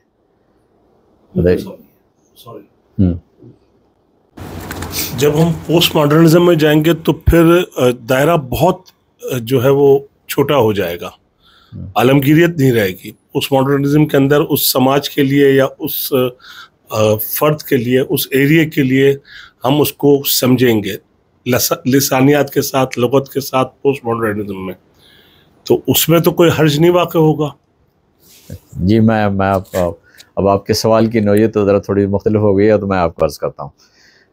गुजारिश ये है कि जितनी भी ज़बानें हैं ना, जो भी ज़बान कोई हो, ये दर हकीकत नाम है किसी शय का, किसी शख्स का, किसी जगह का, किसी पर्टिकुलर सिचुएशन का नाम होते हैं ये। अब आपने जब आप, मतलब ऐसा नहीं हो सकता कि मोहब्बत या नफ़रत के लिए दुनिया की किसी ज़बान में कोई लफ्ज़ ही ना हो, फ़र्क ना करता हो, ऐसा नहीं हो सकता। इकरार और इनकार के लिए दुनिया में किसी ज़बान में सरे से कोई लफ्ज़ ही मौजूद ना हो, ऐसा नहीं हो सकता। हर ज़बान हर जगह पर एक मौजूद होता है। यहाँ जो बात कही जा रही है, की जा रही है, यानी कुरान मजीद में जो बात की जा रही है, वो एक ख़बर है जो आप तक पहुँचाई जा रही है। माजी के मुतालिक ख़बर है, हाल के मुतालिक है और मुस्तकबिल के मुतालिक है। माजी के मुतालिक ख़बर ये है कि आदम के साथ अल्लाह तबारक व तआला का ये मुकालमा हुआ और इब्लीस के साथ ये मुकालमा हुआ और इब्राहीम अलैहिस्सलाम के साथ ये बात हुई वगैरह। ये तमाम ये जितने भी अखबार हैं दुनिया की किसी ज़बान में भी चले जाएंगे, ये इसी तरह से अखबार ही रहेंगे। हाल के मुतालिक कि इस वक्त तुम जो कुछ कर रहे हो अल्लाह तबारक व तआला देख रहा है, तुम्हारे फरिश्ते बैठे हैं वो तुम्हारे लिख रहे हैं और तुम जो कुछ कर रहे हो कल इसके लिए जो तुम्हें जवाबदेह होना है। अब ये एक ख़बर है जो मुस्तकबिल के मुतालिक है। हाल की सूरत हाल के मुतालिक एक ख़बर बताई जा रही है और मुस्तकबिल के मुतालिक ख़बर बताई है। दुनिया की कोई भी ज़बान कहीं भी हो, इस ना तो वो माजी से मुस्तगनी होती है, ना हाल से मुस्तगनी होती है, ना मुस्तकबिल से मुस्तगनी होती है और ना ही इस खबर में वो किसी दर्जे में कोई मुदाखलत कर सकती है। अच्छा, फिर आ जाएं आकाम में। जब आप आकाम की दुनिया में आते हैं तो अल्लाह तबारक व तआला ने आपको कहा कि इन हालात में आपको ये काम करना है। जैसे अभी मैं आपको अर्ज़ कर रहा था, आपसे जब ये कहा जाता है कि सूद मत खाओ, तो जब तक सूद खाने की आप पोजीशन में नहीं होंगे हुक्म पर आप अमल तो नहीं करेंगे ना। इसके लिए एक अमली हालत का पैदा होना ज़रूरी है जिसमें आपको फिर उस हुक्म पर अमल करना है। अगर वो अमली सिचुएशन ही जनरेट नहीं हुई तो ज़ाहिर है आप हुक्म आपकी तरफ मुतवज्जे नहीं है। लेकिन इस हुक्म के हुक्म होने और इसके वाजिब अमल होने पर ईमान रखना वाजिब है। आप पर ये वाजिब है, चाहे हुक्म आपकी तरफ मुतवज्जो हो या ना हो, यह आप पर वाजिब है कि आपने इस पर अमल करना है और इस पर ईमान रखना है। एक बंदा के पास पैसे ही नहीं है, वो उसने किसी को देने ही नहीं है, तो वो अगर ये नहीं मानता कि ये सूद हराम नहीं है तो उतनी ही बड़ा काफिर है जितनी वो बंदा काफिर है जो सूद के पैसे होते के साथ ही होने के साथ सूद ले भी रहा है। अब आप गौर करें कि मतलब प्रैक्टिकली होना या ना होना कोई मानी नहीं रख रहा इस बात पर कि इस पर जो ईमान है उसको एक जैसा होना ज़रूरी है, उस ईमान को एक जैसा होना ज़रूरी है, चाहे आप उस पर अमल करने की पोजीशन में हूँ या ना हूँ। इसी तरीके से ला तक़रबुज़ ज़िना, अब अगर वो सिचुएशन ही जनरेट नहीं होती तो हुक्म ज़ाहिर है आपकी तरफ मुखातिब ही नहीं होगा। अब जब हुक्म मुखातिब होता है उस वक्त उस पर अमल करने से आपको बचना होता है, लेकिन इससे पहले आप पर यह वाजिब है कि ये आप समझें कि ये अल्लाह का हुक्म है और मुझे इस पर अमल करना है। इससे कोई फ़र्क नहीं पड़ता कि आप किस समाज में रहते हैं, इससे कोई फ़र्क नहीं पड़ता कि आपके स्पेशल टेम्पोरल कंटेंट्स या स्पेशल टेम्पोरल एनवायरनमेंट्स आपको अलाउ करते हैं या नहीं करते, नहीं, इसके कोई फ़र्क नहीं पड़ता। तो जितने अखबार हैं, जितने अहकाम हैं, उनका ताल्लुक़ एक सतह उसकी ईमान की है और एक उसकी सतह है तामील की। ईमान की सतह पर आप पर हर वक्त वाजिब है कि आप उस पर ईमान रखें और तामील की सतह उस वक्त रूनुमा होती है जिस वक्त वो पर्टिकुलर कंडीशन जनरेट होती हैं। तो जब वो जनरेट होंगी उस वक्त आकर वो इससे कोई फ़र्क नहीं पड़ता है कि आप कहाँ रहते हैं, इससे बिल्कुल कोई फ़र्क नहीं पड़ता है।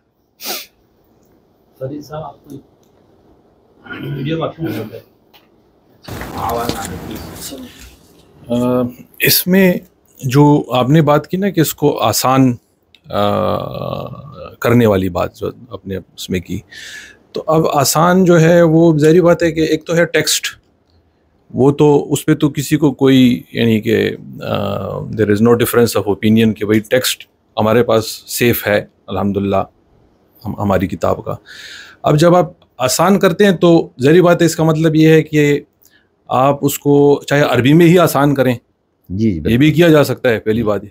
दूसरा ये है कि उसमें भी जब आप करेंगे तो आपका जहन मेरे जहन से मुख्तलिफ है, आप एक मुख्तलिफ इंसान है, मैं मुख्तलिफ इंसान हूँ, तो अब डिफरेंस आएगा। उसके लिए शायद आपने कहा कि अब हमें कुछ स्टैंडर्डाइजेशन करनी पड़ेगी, गालिबन ऐसे ही आपने कहा।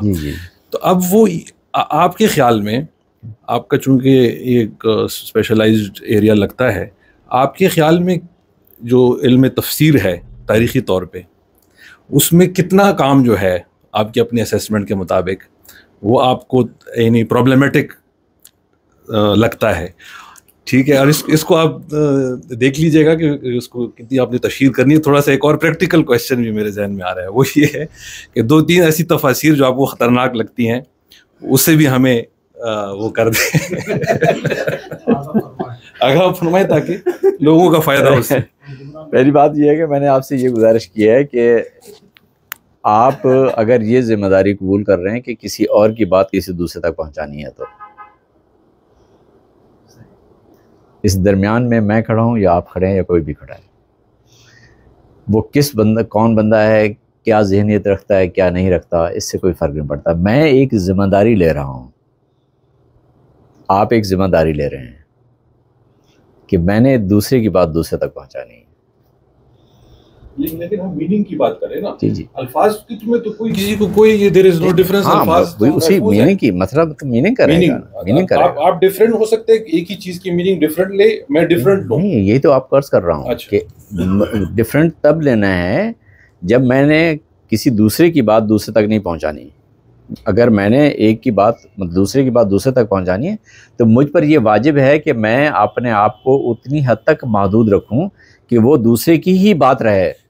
वो बात तो सेफ है ना, ठीक है। अच्छा, टेक्स्ट तो सेफ है, हम तो मीनिंग जो है मैं अलग लूंगा। आप उस वक्त लेंगे जिस वक्त आपको टेक्स्ट ये अलाउ करे कि आप दूसरे माने लें, ये तो तब होगा ना। देखिए, मतलब टेक्स्ट के लिए आपको ये पहले फर्ज करना ज़रूरी है कि टेक्स्ट में ये गुंजाइश मौजूद हो।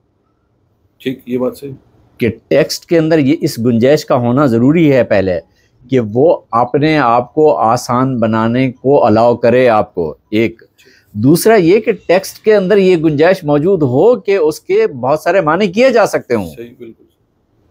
अच्छा, जब आप टेक्स्ट पर आते हैं ना, तो कुरान मजीद ने अपने टेक्स्ट रीडिंग का एक उसूल बताया है।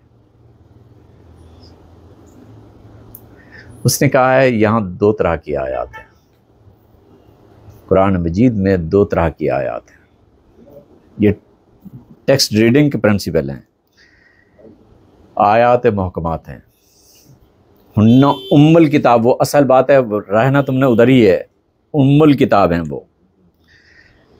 महकमात क्या होते हैं? महकमात वो होते हैं जिसमें कसरत माना कि वो हामिल होते हैं ना मुतहम्मिल होते हैं। वो ख़ुद भी हामिल नहीं होती और मुतहम्मिल भी नहीं होती। महकमात कहते हैं उसको हैं। अल्हम्दुलिल्लाह रब्बिल आलमीन में अल्हम्द से लेकर अल्हम्दुलिल्लाह रब्बिल आलमीन, ये पूरी की पूरी बात इतना महकम है कि आप लाख कोशिश करना चाहें, आप इसके माने से बाहर जा ही नहीं सकते, जा ही नहीं सकते आप। अल्हम्दुलिल्लाह रब्बिल आलमीन, अगर आपने बात उसकी तक महदूद रहना है तो वो जो बात आप तक पहुंचाना चाह रहा है। जी जी। तो अब इसमें क्या इसका कंक्लूजन मैं ये समझ सकता हूँ, इस जितना मैं अभी तक समझा हूँ इस पर, एक आमी सा हूँ कि फिर तो तफसीर का जो जितना भी, आई डोंट नो कि तारीख़ी तौर पे पहली तफसीर कब मुरतब हुई है, वो सारा का सारा मामला उस लिहाज से यू नो उसको फिर देखने की ज़रूरत है। पहली बात ये है। दूसरी बात ये है कि हम अगर इसको फिर सहाबा के कॉन्टेक्स्ट में देखने की कोशिश करें, मेरा तो इतना इल्म नहीं है, उलमा मौजूद है यहाँ पे, कि तफासीर में जो है सहाबा का बाकायदा रेफरेंस दिया जाता है कि और बड़े जलील कदर सहाबा का रेफरेंस दिया जाता है। और कुछ मामलात में शायद आप वो कि जो है वो कुछ मामलात में जो है वो शायद डिफरेंस ऑफ ओपिनियन, मुझे कुरान पाक का तो इल्म नहीं है, लेकिन अहादीस का जैसे मुझे एक याद आ रही है कि जब कहा गया था कि उसका मफहूम सा बनता है कि एक फ़लानी जगह पे आपने पहुंचना है असर के, हाँ, तो उसमें 2 डिफरेंट इंटरप्रिटेशंस हो गई। अब इसमें ये भी है कि हदीस भी कुरान का जो माना है उसमें हदीस का जो रोल है वो भी मेरे जहन में क्वेश्चंस काफ़ी आ रहे थे। आपका टॉपिक चूँकि बड़ा उसमें काफ़ी दकीक है और तफसील तलब चीज़ें हैं, लेकिन ये है कि इस तरह के क्वेश्चंस मेरे जहन में आ रहे थे। जो जहाँ तक ताल्लुक़ है मतलब इसका सहाबा से तफसीर का, अब मैं आपको एक वाक़या बताता हूँ जिससे आप अंदाज़ा फरमा सकते हैं कि वहाँ तफसीर का मतलब क्या लिया जा रहा है। अब्दुल्ला इब्न अब्बास सगीर सन साहबा में है, छोटे साहबा जो उम्र के एतबार से छोटे लोगों में। उमर रज़ियल्लाहु ताला अन्हु के मुतालिक है कि आप उनकी बहुत इज़्ज़त करते थे कुरान मजीद के मामले में, उन्हें एक तरह से अथॉरिटी समझते थे। और अब्दुल्ला इब्न मसूद इस बात से चिढ़ खाते थे कि यार हम लोगों ने पूरा वक्त गुजारा है तो तुम उसको ज़्यादा अहमियत देते हो। एक दफ़ा इस बात को काउंटर करने के लिए उमर रज़ियल्लाहु ताला अन्हु ने एक सिचुएशन जनरेट की। हुआ ये कि अब्दुल्ला इब्न अब्बास को बुलाया और ये सारे लोग बैठे हुए थे। उन्होंने पूछा कि इज़ा जा नस्रुल्लाहि वल फतह वरायत अन्नास यदखुलून फ़ी दीनिल्लाहि अफ़वाजा फसब्बिह बिहम्दि रब्बिका वस्तग़फिरहु इन्नहु कान तव्वाबा। आप इससे क्या समझे हैं? अब्दुल्ला इब्न अब्बास ने समझे, कहा कि मैंने इससे रसूलुल्लाह सल्लल्लाहु अलैहि वसल्लम की वफ़ात समझी है।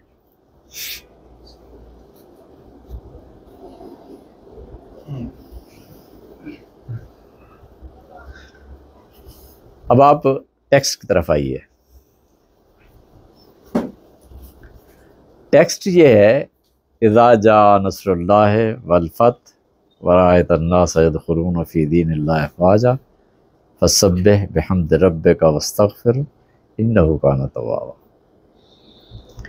टेक्स्ट का रसूलुल्लाह सल्लल्लाहु अलैहि वसल्लम की वफ़ात ना मंतूक है और ना मदलूल है। टेक्स्ट में पैगम्बर अलैहिस्सलातु वस्सलाम की वफ़ात को ना एड्रेस किया जा रहा है और ना इसे मकसद के तौर पर बयान किया जा रहा है। आप गौर फरमा रहे हैं कि अगर उससे एक बंदा एक इन्फ्रेंस जनरेट करता है कि यार इससे मैं ये समझ रहा हूं, तो ये टेक्स्ट की तफसीर नहीं है।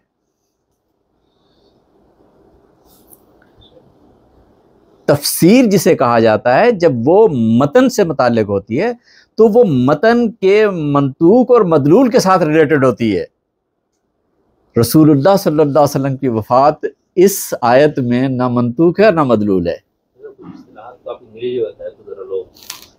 यानी ना तो इस बात को मौजूए बहस बनाया जा रहा है कि रसूलुल्लाह सल्लल्लाहु अलैहि वसल्लम ने वफ़ात पानी है या नहीं पानी, और ना ही कुरान मजीद की इस आयत से ये मकसूद है। लेकिन अब्दुल्ला इब्न अब्बास ने क्योंकि इससे ये रिवायत इससे लिया कि रसूलुल्लाह सल्लल्लाहु अलैहि वसल्लम मैंने रसूलुल्लाह सल्लल्लाहु अलैहि वसल्लम वफ़ात मुराद ली है। अच्छा, उन्होंने कहा, उमर फारूक रज़ियल्लाहु ताला ने कहा कि मैं भी यही समझाऊँ।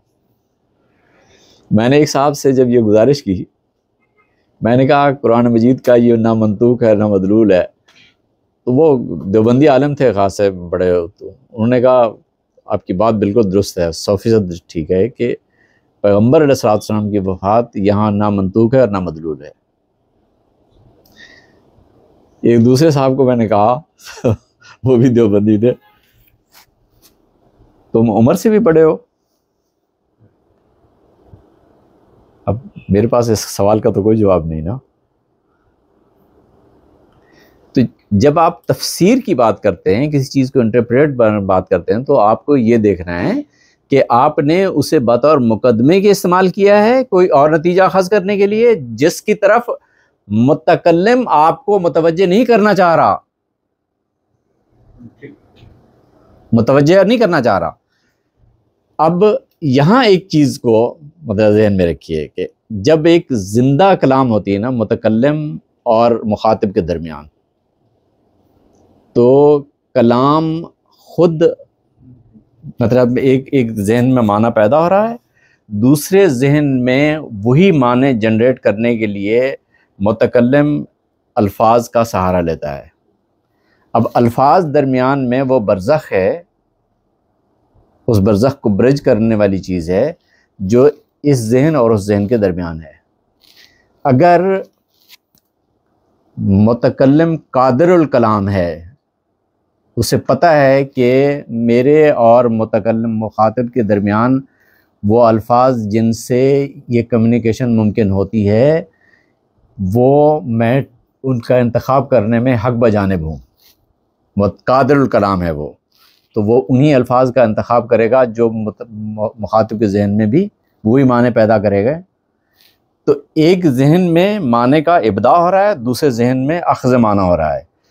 इब्दाए माना और अख़ज़ माना में बिल्कुल सेम एक ही चीज़ है, और इस एक चीज़ की ज़िम्मेदार क्या चीज़ है? वो कलाम है, वो कलाम है। अब असल मसला ये बनता है कि ये कलाम जो किया जा रहा है, ये कलाम इट्सेल्फ उस मकसद के इब्लाग के लिए सफिशिएंट है या नहीं है। अगर आप इस कलाम को इस बरज़ख के को ब्रिज करने की हैसियत से निकाल कर साइड पे कर दें, तो उसे एक इंडिपेंडेंट एंटिटी बना देंगे आप। मेरी बात समझ रहे हैं ना? मतलब एक तो ये कि आप कलाम को ये कंसिडर करें कि ये दो अज़हान के दरमियान एक इंटरेक्शन है, कम्युनिकेशन हो रही है। दूसरी सूरत यह है कि आप दोनों तरफ से जहन को ख़त्म कर दें, उसे एक इंडिपेंडेंट एंटिटी बना दें। जब उसे एक इंडिपेंडेंट एंटिटी बना देंगे तो अब आपके पास एक ऑप्शन होगा कि इस कलाम को आप जो चाहे उससे अख़ज़ कर सकते हैं, क्योंकि आपने मतलब कम्युनिकेशन का मसला ही नहीं रहा। इधर इस एंड से और उस एंड पे प्रॉब्लम ही ख़त्म हो गई है, ना उधर से कोई बताने वाला है और ना इधर कोई सुनने वाला है। कलाम पूरा है, काबिल फ़हम है, लेकिन बताने वाला क्या बताना चाह रहा है सुनने वाले को, ये मसला ज़ेर बहस नहीं है। अब एक इंडिपेंडेंट एंटिटी है कलाम। इस इंडिपेंडेंट एंटिटी को जब आप सामने रखते हैं तो अब आप क्या करते हैं कि इसकी बिल्कुल यही मिसाल है कि एक बंदा, एक इंसान, ज़िंदा इंसान है, मैं उसे इंसान कहता हूँ। आप जब वो फौत हो जाता है, आप चले जाते हैं लेबॉर्ट्री में और जाकर आप उसकी हड्डियाँ गिन लेते हैं।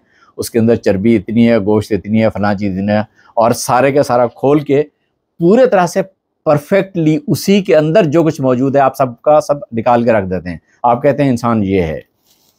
मैं आपकी बात को काउंटर तो नहीं करूँगा, लेकिन हकीकत तो यही है ना कि ये इंसान नहीं है। अब आपने किया ये कुछ है कि कलाम को इन दोनों के दरमियान, मुतकल्लिम और मुखातिब के दरमियान ब्रिज का काम करने के किरदार से हटाकर एक इंडिपेंडेंट एंटिटी बनाया। जिस इसके बनाने के बाद आपने कहा कि जनाब ये इबारतुन्नस है, ये इशारतुन्नस है, ये दलालतुन्नस है, ये इक़्तिज़ाउन्नस है। कब? मुतकल्लिम के जहन में और सामे के जहन में जिस वक्त कलाम हो रहा होता है, उस वक्त किसी तरफ भी दिमाग नहीं जा रहा था कि अब ये इबारतुन्नस है और ये इशारतुन्नस है, ये दलालतुन्नस। ये सिर्फ और सिर्फ उस वक्त होता है जब मुखातिब अपने कलाम वो खिताब की दुनिया से अपने आप को हटा लेता है और उसे एक इंडिपेंडेंट एंटिटी बना के फिर उसे कंसीडर करना शुरू करता है। फिर उससे वो जो मानना चाहे अख़ज़ कर सकता है।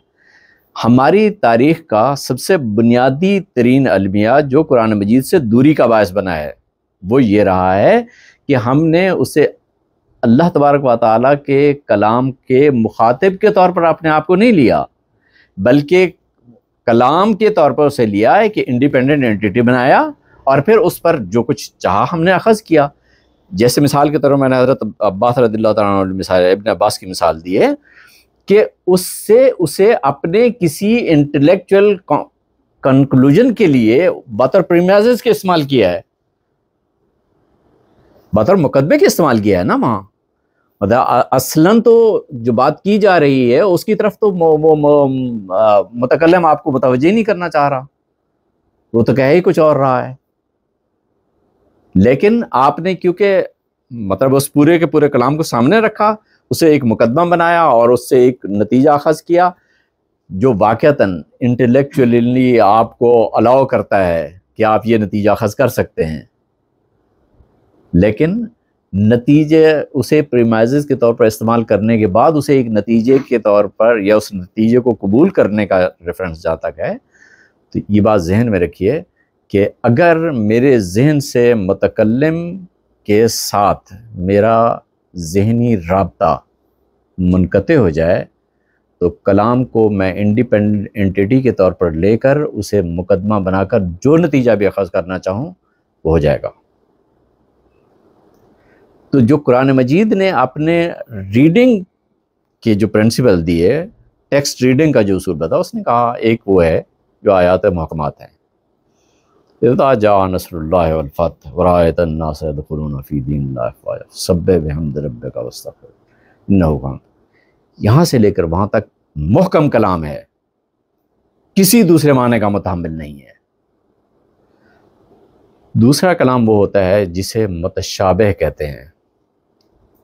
मदरसे की तालीम के दौरान हमने मुतशाबिह का जो माने पढ़े थे वो हकीकतन बिल्कुल एक नई जिहत की तरफ निशानदेही करते थे, लेकिन हमारे यहाँ प्रॉब्लम ये है कि क्योंकि हमारा क्रिएटिव ज़हन ही नहीं रहा, मुतशाबिह कलाम मुतशाबिह दलाला होता है, ज़न्नी दलाला नहीं होता। जैसे एक कलाम कती दलाला होता है ना, बेऐनी ही इसी तरह से मुतशाबिह कलाम मुतशाबिह दलाला होता है। मुतशाबिह दलाला उस कलाम को कहा जाता है जिसमें जो मदलूल है वो आपके सामने 3-4 पढ़े हों, उनमें से कोई मुतय्यन नहीं होता, हर एक पर लफ्ज़ अपने तौर से एक जैसा माना, मतलब उस पर दलालत कर रहा होता है। अब आपने अब एक तावील करनी है, तावील करने के नतीजे में आपने उनमें बहुत सारे मदलूलात में से किसी एक मदलूल को आपने मुतय्यन करना होता है तावील करके, यानी आपने उसके अलग से एक प्रीमाइज़ कायम करना है जिसके नतीजे में आपने फिर एक मफ़हूम मुतय्यन करना है कि ये माने इसके बन रहे हैं। तो जब आप ये कहते हैं कि मुतशाबिह दलाला को आप मुतशाबिह को मुअव्वल बनाते हैं, तो जो तावील करते हैं ये जो मुअव्वल माने होते हैं ये ज़न्नी होते हैं, इसके मुताल्लिक यकीन नहीं होता। वरना मुतशाबिह दलाला ना ज़न्नी माने रखता है ना कतई माने रखता है। मदरसे ने ये सबसे बड़ा प्रॉब्लम ये पैदा किया कि मुतशाबिह दलाला को हटा के साइड पे कर दिया। उन्होंने कहा ये सिर्फ दो चीज़ें हैं, या ज़न्नी दलाला या कतई दलाला। भाई अल्लाह के बंदे, ज़न्नी दलाला तो बनेगा तब जब वो मुअव्वल होगा, तब बनेगा ना, वरना तो ज़न्नी दलाला कराम तो होता ही नहीं है, उसके तो कोई मान ही नहीं रहेंगे। ज़न्नी दलाला कलाम बनता ही तब है जब आप मुतशाबिह को मुअव्वल बनाते हैं, तब वो ज़न्नी बनता है। इन्होंने कहा कि नहीं जनाब, एक या कतई दलाला या ज़न्नी दलाला होता है।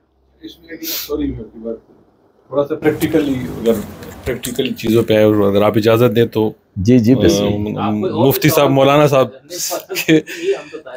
ठीक है, मुफ्ती साहब से कि मैंने पहला सवाल किया उसको तो हज़रत ने मेरे ख्याल में इग्नोर किया, वो अपनी वजूहत हो सकती है उसकी। लेकिन ये है कि इसमें हम कैसे देखें इस मामले को, क्योंकि तफसीर जो है वो एक कॉमन प्लेस एक फैक्ट है। तो अब उसको मैं एज ए आमी जो है, क्योंकि मेरे लिए ये फर्स्ट टाइम ये ये perspective I have come across this, तो आप इसके बारे में क्या आपका क्या मौक़िफ़ होगा कि अब तक जितनी तफासिर पे काम हुआ है उसमें क्या कोई स्टैंडर्ड्स ऐसे हैं जो, क्योंकि मेरे जहन में तो अब यही आ रहा है ना कि जितनी भी तफासिर हैं उसको, या ये है कि भाई अरबी में अगर कोई तफसीर यानी कि अरबी सीखना, जिस तरह इन्होंने पूछा, वो हल है और अरबी पे हम डायरेक्ट तवज्जो दें, उसकी पूरी एक मूवमेंट हो कि भाई आप अरबी पे काम करें, तो फिर हम जो है ना ज़्यादा सेफ होंगे इस मामले में। या तो ये इसका सोल्यूशन है। तफसीर तो अरबों ने भी लिखी ना, मसला ये नहीं है। मतलब मैं जो गुजारिश करना चाह रहा हूँ ये, आप फरमा रहे हैं कि स्टैंडर्ड क्या होंगे जी, उस पे कैसे फिर हम उस पे एग्री कैसे करेंगे? हाँ, मैं भैया वो एक बड़ा चैलेंज होगा। मतलब कंफर्मली इस बात पे तो आप कभी तब वो नहीं इनकार नहीं करेंगे ना कि जिस कलाम को आपने आसान बनाना है वो कलाम खुद इस काबिल हो कि उसे आसान बनाया जा सकता हो। ये स्टैंडर्ड तो कबूल है ना आपको? बिल्कुल। मैं आमी हूँ, बिल्कुल। मैं तो देखे ना, मैं तो फर्स्ट टाइम चले, मतलब आप आमी की सतह पर रहते हुए भी तो कबूल फरमा रहे हैं ना। बिल्कुल। तो अगर आप एक आम आदमी भी इसे कबूल कर रहा है तो फिर बड़े आदमी के लिए तो कबूल करना और ज़्यादा, हालांकि बड़े आदमी के लिए इस बात को कबूल करना सबसे मुश्किल काम है। आमी के लिए आसान। लेकिन इसमें देखें इस तरह की जो मेरी चीज़ें होती हैं कि जो क्वेश्चन आता है ना कि भाई फिर क्या हम सब के सब जो इतनी 1400 साल की तारीख़ है इसमें दीन तवातुर के साथ मेरे पास पहुंचा है आज, ठीक है, तो उसमें बहुत सारे जो ऐसे कॉन्सेप्ट्स होते हैं जो कि इस बेसिस पे क्वेश्चन किए जाते हैं कि क्या आज से 1400 साल पहले और दरमियान में जो 1400 साल में जो कुछ हुआ उसको मैं अलहदा कर दूं, वो सब कुछ गलत हुआ, और आज जो है मुझे ये इस चीज़ का एहसास हुआ कि ये गलती हुई 1400 साल तक और आज मैं ये करेक्शन करने जा रहा हूँ, ठीक है, और फिर सबको कहूँ कि भाई अब इस रास्ते पे चलते हैं। एक तो ये कि देखें मतलब इस चीज़ का कुरान मजीद में बहुत खूबसूरत एक बात फरमाई गई है कि तिल का उम्मतन कद खलत लहा मा का सबत वल्लाकुम मा कसबतुम वला तुसअलून अम्मा कानू यामलून। और आप जानते हैं ये किन के मुतालिक कहा जा रहा है? इब्राहीम अलैहिस्सलाम और उनकी औलाद के मुतालिक कहा जा रहा है, यहूदियों से। तिल का उम्मतन कद खलत लहा मा कसबत वल्लाकुम मा कसबतुम। मेरी ज़िम्मेदारी ये नहीं है कि पिछले लोगों ने क्या किया है, मेरी ज़िम्मेदारी ये है कि मैंने क्या किया है। मैं माजी के किसी वाक़े को अपने काम का जवाज़ नहीं बना सकता। मुझे जिस काम को जवाज़ बनाना है वो मेरे पास जो स्टैंडर्ड ज़रूरी है मुझे उसकी तरफ मुतवज्जह होना है। मैं यही इसीलिए आपसे गुजारिश करना चाह रहा था कि ये सवाल के माजी में अब तक जो काम हुआ है मुझे क्या इनकार है इससे। और आप अगर एक बात पे गौर करें तो आपकी पूरी इल्मी तारीख़ में जो लिटरेचर तफसीर के तौर पर लिखा गया है, जो लोग मुफस्सिरीन हैं उनके मुकाबले में कहीं बड़े उलमा मौजूद थे जिन्होंने तफासीर नहीं लिखी। बहुत बड़े उलमा थे जो इनके इसातिज़ा थे, जिनसे इन्होंने इस्तिफ़ादा किया था, जो मुफस्सिरीन थे, उन्होंने नहीं लिखी। हमारे पास एक रिवायत चली आ रही है, उस रिवायत के नतीजे में हमने एक काम किया है। अगर आपने अपनी उस रिवायत को रिव्यू करने की पोजीशन में नहीं हैं और नहीं कर सकते, फिर तो आप मुझे बताएं कि मतलब मैं उसे इंटेलेक्चुअली कैसे जस्टिफाई करूं आपके इस तर्ज़ अमल को कि आप क्यों रिव्यू नहीं करना चाह रहे, सिर्फ इस वजह से कि हमारे इस्लाफ ने ये काम किया है। लेकिन उन बड़े उलमा ने उनके ऊपर कोई बात नहीं की। इन उलमा का तफसीर ना करना कोई माने रखता है या नहीं रखता? ठीक है, लेकिन कोई चीज़ अगर किसी गलत डायरेक्शन में जा रही है, सपोज अभी तो मैं जैसे कहा मैं तो सीख रहा हूँ ये चीज़ सीखना चाह रहा हूँ, लेकिन अगर कोई चीज़ गलत डायरेक्शन में जा रही है तो क्या वो बड़े उलमा जो है उनमें इतनी हिम्मत? गलत डायरेक्शन में जा रही है यानी मतलब पहले तो हमें गलत डायरेक्शन का तयन करना है।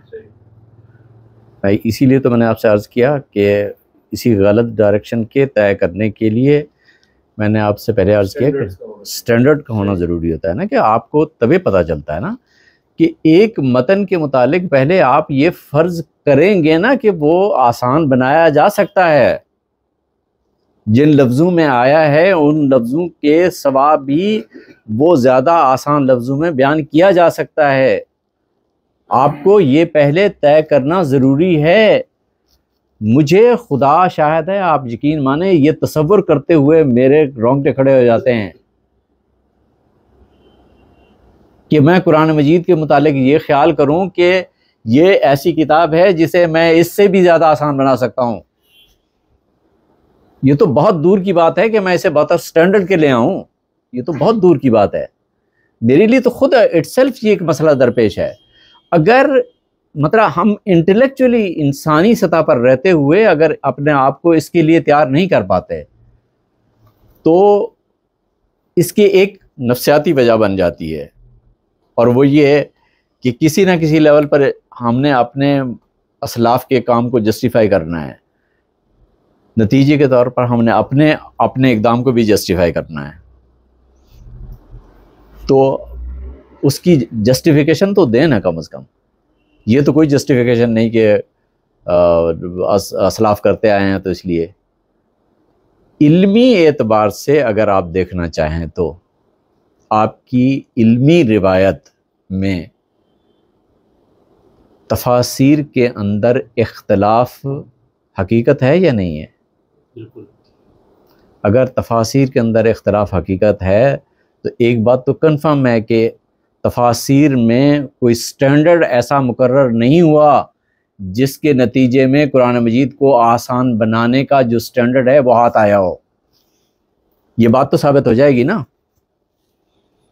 क्योंकि इल्म के लिए ये ज़रूरी है कि उसमें इश्तराक होता है।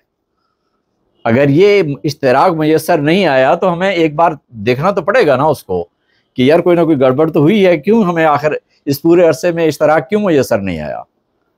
जैसे फिक़ह में, हदीस में जो है, सिर्फ तफसीर में सिराज साहब सवाल करना चाह रहे हैं। ये हमारे सिराज थलीवी साहब फूलों में सिराज साहब माशाल्लाह आलिम दीन है, तालीम हासिल कर कुम में। अच्छा, माशाल्लाह माशाल्लाह। बख्शिया के एक बहुत बड़ा जामिया है, वहाँ पर फिलहाल तदरीस भी कर रहे हैं। अच्छा तो अच्छा। हाँ, इनका बहुत अच्छा। आपका तो वैसे भी लाहौर में एक ताल्लुक भी है। जी जी हाँ, बाल उसमें मस्जिद भी है ना वहाँ। जी हाँ, बिल्कुल बिल्कुल। अस्सलाम वालेकुम रहमतुल्लाहि व बरकातहू। मैं एक तो तालिब इल्म हूँ। हसन साहब ने जो है बहुत कुछ कहा, लेकिन बुनियादी तौर पर अभी सर फरमा रहे थे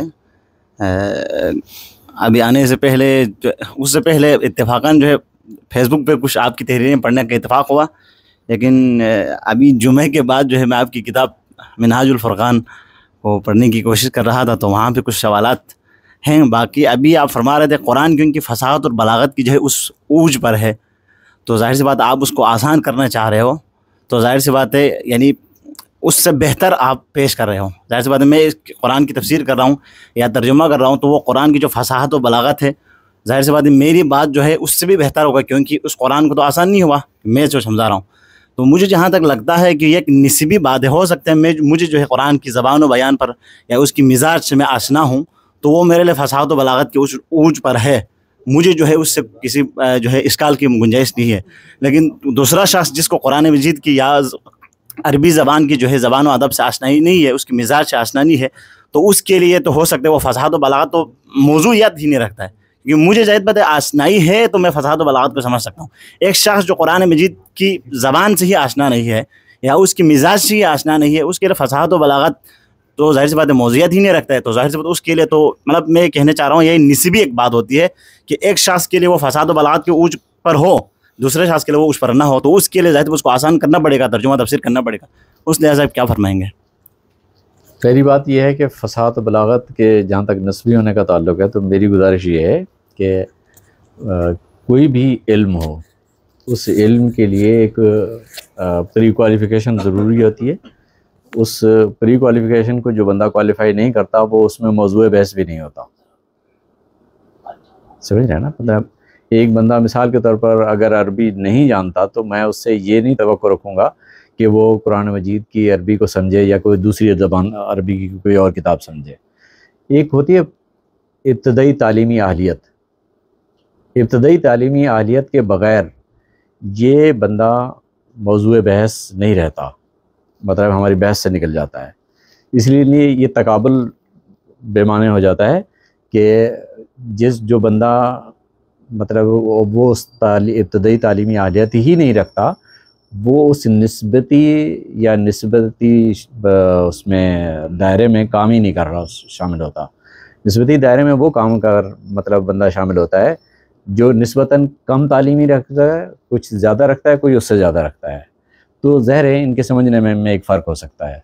मतलब फसाहत बलागत को की जो क्रिटिकल एप्रिसिएशन है इन दोनों में, इन तीनों में फ़र्क होगा।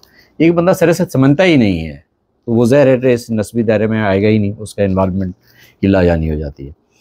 इसलिए इस मौजू को तो ये ध्यान में रखिए कि इब्तदाई तालीमी अहलियत बहुत ज़रूरी होती है, कि अगर इब्तदाई तालीमी अहलियत मौजू बहस ना हो तो आपको बहुत निचली सतह पर आकर ज़ेर बहस बात करनी पड़ेगी, और वो उसकी कोई एंड नहीं होता, बहुत नीचे जाना पड़ जाता है और कहीं भी आप रोक नहीं पाएंगे।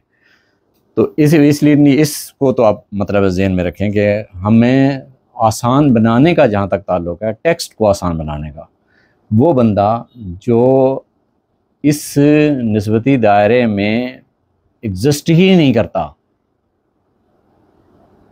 वो तो इसको क्वालिफाई ही नहीं करता कि वो आसान बनाए या मुश्किल बनाए, उसे किस हवाले से इसमें इन्वॉल्व किया जाएगा, क्यों समझा जाएगा। हाँ, हुआ ये कुछ है कि हमने इल्मी दायरे में आने वाले लोगों की इब्तदाई तालीमी अहलियत को इस हद तक नज़रअंदाज किया कि अगर एक बंदा इस दायरे में शामिल नहीं भी है तो भी हमने उसको अलाउ किया कि वो तफसीर कर सकता है, वो कुरान मजीद की वो क्रिटिकल एप्रिसिएशन दे सकता है। ये हमारा वो सबसे ज़्यादा गलत रवैया था हमारे लिए। मतलब किसी भी स्कॉलरशिप के लिए ये ज़रूरी होता है कि आपको आप जो बात कर रहे हैं, आपके लिए ये ज़रूरी होता है कि आप उसके मुकदमात से भी वाकिफ़ हों, आप उसके अल्टीमेट नताइज से भी वाकिफ़ हों। आप जो शख्स इस दायरे में एग्जिस्ट नहीं करता, कि वो सरे से समझने की आलियत ही नहीं रखता, उसे फसाद और बलागत का पता ही नहीं है, तो मैं उसे फसाद और बलागत की तवक्को क्यों रखूँगा और मैं उसे क्यों ये अलाउ करूँगा वो कुरान मजीद की तफसीर करे, या उसकी की जाने वाली तफसीर को मैं तफसीर के तौर पर कबूल क्यों करूँगा। मतलब एक दायरा होता है ना, मतलब आपके लिए जितनी भी स्कॉलरशिप के जितने भी दायरे हैं उनमें फंडामेंटल चीज़ ये होती है कि इससे पहले कि आप सवाल करें, सवाल पर होमवर्क करना सवाल करने वाले की जिम्मेदारी होता है, समझ रहे हैं ना। मतलब जवाब देने वाला अगर किसी इर्रेलेवेंट सवाल को जवाब दे रहा होता तो सिर्फ इस वजह से ताकि मुकालमे को कायम रखा जा सके। लेकिन ये बात कंफर्म है कि जिस सतह पर हमने मतलब अपने आप को ला खड़ा किया है वो ये है, जैसे आप फरमा रहे हैं कि जो बंदा उस दायरे में एग्जिस्ट ही नहीं करता, जिस दायरे में एग्जिस्ट करने के नतीजे में उसके पास ये आलियत या इस्तेदाद मानी जा सकती है कि वो उसको आसान बनाए या मुश्किल बनाए, तो मैं उसको भी अलाउ कर दूं। बहुत जी सर, ये आपने की थी इल्म बिल वही और इल्म बिल कुरान के हवाले से, किताब में इल्म बिल वही और बिल कुरान के हवाले से, तो आपने वहाँ लिखा कि इल्म बिल वही जो है जिब्रील अमीन के ज़रिए से बेअयनी पैगम्बर अकरम सल्लल्लाहु अलैहि वसल्लम तक नज़ूल होता है, लेकिन इल्म बिल कुरान जो है इंसानी जो है ज़हनी अख्तराआत या उसके माखूज़ात कुरान ठीक है, इल्म बिल कुरान लिखा हुआ है गालिबन। हाँ, इल्म बिल वही और इल्म बिल कुरान ही लिखा है, और इल्म बिल कुरान के हवाले से सर ने लिखा है कि इल्म बिल कुरान इंसानी जो है ज़हनी अख्तराआत या माखूज़ात का मजमू होता है। तो खारिज में यानी वो इल्म बिल, मुझे जहाँ तक लगता है खुद ये कुरान जो है इल्म ये है वह यानी उलूम का एक मजमू है, खुदा की वही के उलूम का एक मजमू है। तो खारिज में ऐसी कोई सूरत है जो इल्म बिल कुरान हो लेकिन इंसानी ज़हनी अख्तराआत और माखूज़ात का मजमू ना हो। जैसे मैंने इब्न अब्बास की मिसाल दी, ये सफ़ी इल्म बिल कुरान था, इल्म बिल वही नहीं था। अल्लाह ताला आपको ये नहीं बताना चाह रहा था, इंसानी जहन ने अपने तौर से एक माना का निकाले उससे और उसे बतौर प्रीमाइज़ के इस्तेमाल किया। ये कुरान मजीद से ही अखज़ किया गया था, इसलिए इसे इल्म बिल कुरान कहा गया है। जहाँ तक वही का ताल्लुक़ है तो उसमें आपने ये देखना है कि मुतकल्लिम आपको क्या क्या बता रहा है। इज़ा जा नस्रुल्लाहि वल फ़त्ह व रअयतन नास यदखुलून फ़ी दीनिल्लाहि अफ़वाजा फसब्बिह बिहम्दि रब्बिका वस्तग़फ़िरहु इन्नहु कान तव्वाबा। ये इल्म बिल वही है। इससे ये अख़ज़ करना कि रसूलुल्लाह सल्लल्लाहु अलैहि वसल्लम की वफ़ात है मुराद, ये इल्म बिल कुरान है। कुरान मजीद को सामने रख कर एक नतीजा अख़ज़ किया गया, उसे बतौर प्रीमाइज़ के इस्तेमाल किया गया है। और ये हमारे बहुत कुछ हुआ है, इस पर तो बेशुमार काम हुआ है। मतलब इल्म बिल कुरान और इल्म बिल वही के दरमियान तो ज़मीन आसमान का फ़र्क है। सर खारिज में हम जो है इल्म बिल कुरान इल्म बिल वही का तो हम मुकल्लफ ही नहीं, मतलब वही जो है वही फिलहाल वही का सिलसिला जो है इनक़ता हो गया है, तो वही को बिनफ्सी ही हम जो है उसको अख़ज़ करें, ये तो मुमकिन नहीं है। हम जो मुकल्लफ है उस वही से मुताल्लिक़ जितने भी जो कुरान मजीद है वो वही उलूम में से, तो उसी से मुताल्लिक़ हम माख़ूज़ात ले सकते हैं। बाकी कुरान की जो वही है वो ख़ुद पैगम्बर अकरम सल्लल्लाहु अलैहि वसल्लम पर तो नुज़ूल हो सकता है, उसके बाद तो हमारा जो है वही को ख़ुद वही को बिनफ्सी ही जो है हासिल करने का, ये तो जो ज़ाहिर सी बात है, ये तो बात ही नहीं की जा रही, मौज़ूइयत ये तो बात ही नहीं हो रही, ये तो बात ही नहीं, बात ये हो रही है कि वही के ज़रिए जो इल्म आप तक पहुँचा है उसमें मुतकल्लिम अल्लाह तबारक व तआला, मतलब हादी अल्लाह ताला की ज़ात है, मुहतदी इंसान है, और इसमें जो बात बताई जा रही है इंसान और खुदा के दरमियान एक ही बात पहुंचाई जा रही है। जब कुरान मजीद आपके सामने रखा हुआ है, आपने एक आयत पढ़ी है, उस आयत के पढ़ने के नतीजे में आपने उसे एक मुकदमा बनाया और उसे नतीजा अख़ज़ किया है। मतलब वही इल्म बिल वही का मतलब रसूलुल्लाह सल्लल्लाहु अलैहि वसल्लम पर वही नाजिल हुई है, नबी अलैहिस्सलाम ने जो कुछ समझा है बेआइन ही वही कुछ अल्हम्दुलिल्लाह रब्बिल आलमीन से मैं भी वही समझ रहा हूँ, कुल हुवल्लाहु अहद से भी मैं वही समझ रहा हूँ जो रसूलुल्लाह सल्लल्लाहु अलैहि वसल्लम समझे हैं। मेरे समझने में और नबी अलैहिस्सलाम के समझने में जहाँ फ़र्क आएगा तो मैं अपने आप को गलत समझूंगा, ठीक है ना। तो जो कुछ इल्म बिल वही से रसूलुल्लाह सल्लल्लाहु अलैहि वसल्लम के शौर मुबारक पर जो कुछ आया हुआ था बेआइन ही वही कुछ मुझ पर आया हो रहा है, तो यही इल्म बिल वही है। मैं वो माने ले रहा हूँ जो रसूलुल्लाह सल्लल्लाहु अलैहि वसल्लम ने कुरान मजीद से अख़ज़ नहीं किए, लेकिन मैं ले कुरान मजीद से रहा हूँ। मैं एक मिसाल देता हूँ, हमारे यहाँ एक इशू बना, इन्नल्लाह अला कुल्लि शैइन क़दीर। यहाँ पर देवबंदियों और बरेलवियों के दरमियान एक मसला बना कि अल्लाह ताला झूठ पे कादिर है कि नहीं है। अब मुझे बताएं कि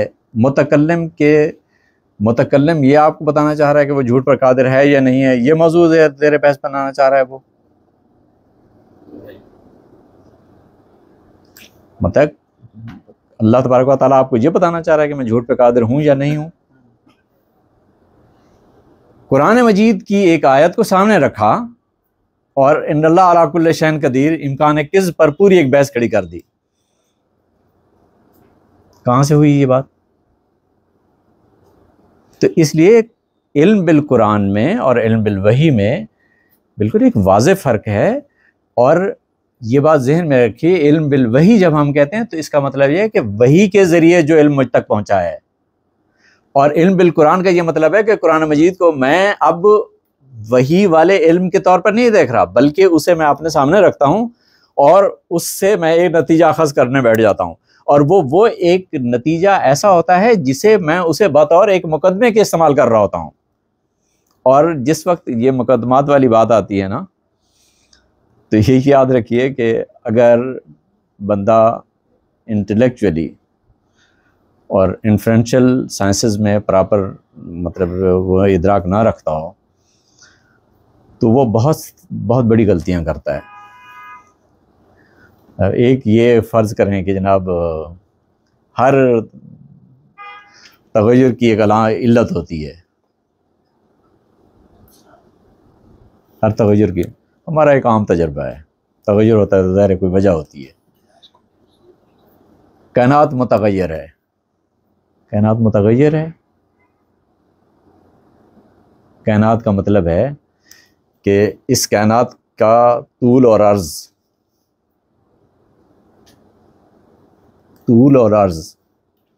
तब ये कायनात बनती है। मैं इस तूल को फ़र्ज़ भी कर सकता हूँ, कितनी है इस कायनात का तूल, मैं फ़र्ज़ भी नहीं कर सकता और मैं कहता हूँ कायनात मुतग़य्यर है। नतीजे के तौर पर कायनात लिहाजा कायनात की भी इल्लत है और वो इल्लत खुदा है। अब आपने गौर फरमाया कि पूरे का पूरा इन्फ्रेंस मैंने जनरेट कर लिया और उसके अंदर एक जो फंडामेंटल प्रीमाइज़ था वो गलत था और मैंने बगैर किसी तरद्दुद के उसे कबूल कर लिया। इसलिए ये बुनियादी ज़रूरत ये होती है कि मतलब बतौर एक इंटेलेक्चुअल के या एक स्कॉलर के तौर पर स्कॉलरशिप की फंडामेंटल ज़रूरत होती है कि जब आप कोई सवाल कर रहे होते हैं ना तो उस सवाल के तमाम जिहाद पर गौर कर लें और उस पर प्रॉपर होमवर्क कर लें। सवाल रिलेवेंट हो, इनवैलिड हो तो उसका जवाब देना ज़रूरी नहीं होता।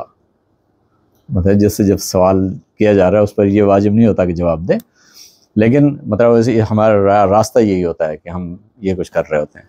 तलत साहब से सवाल करना चाहते हैं, ये जरा एक दो फिर आप दोबारा। अस्सलाम वालेकुम डॉक्टर साहब। डॉक्टर साहब आपकी जी तकरीर सुनने का भी शर्फ हासिल हुआ, तो उसमें आपने जिक्र किया कि तफसीर का जो सिलसिला शुरू हुआ इस्लामी तारीख़ में, ये मुतक़द्दिमीन के माबैन जब इख्तिलाफ हुआ अक़ायद के मामलात पे और दूसरे दीगर मामलात पे, तो एक फ़िरके ने दूसरे के मुकाबले में ज़्यादातर तफसीरें, इस तरीके से सिलसिला शुरू हुआ कि एक फ़िरका अपनी तफसीर लिखता था, दूसरा अपनी लिखता था। मैं आपकी बात सही समझूं? जी। तो मेरा सवाल ये था कि आपने उसके बाद जिक्र ये किया कि जो कैरियर है कि जो बात पहुंचा रहा है अल्लाह ताला की, तो उस पर यह फ़र्ज़ है कि बेअनी ही वो उसी तरीके से पहुंचाए जिस तरीके से अल्लाह ताला ने अपनी बात कही है।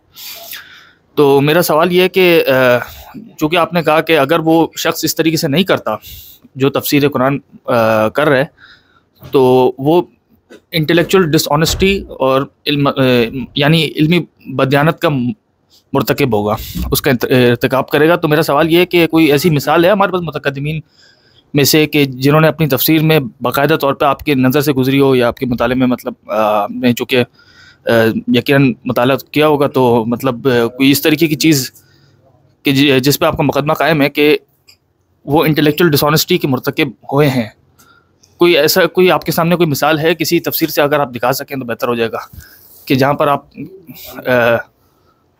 मेरा सवाल समझ गए सब? समझ गया हूँ आपकी बात कि बाकायदा तौर पे कोई अगर आप मिसाल पेश कर दें तो बेहतर आसानी हो जाएगी हमारे समझने में। मैं आपको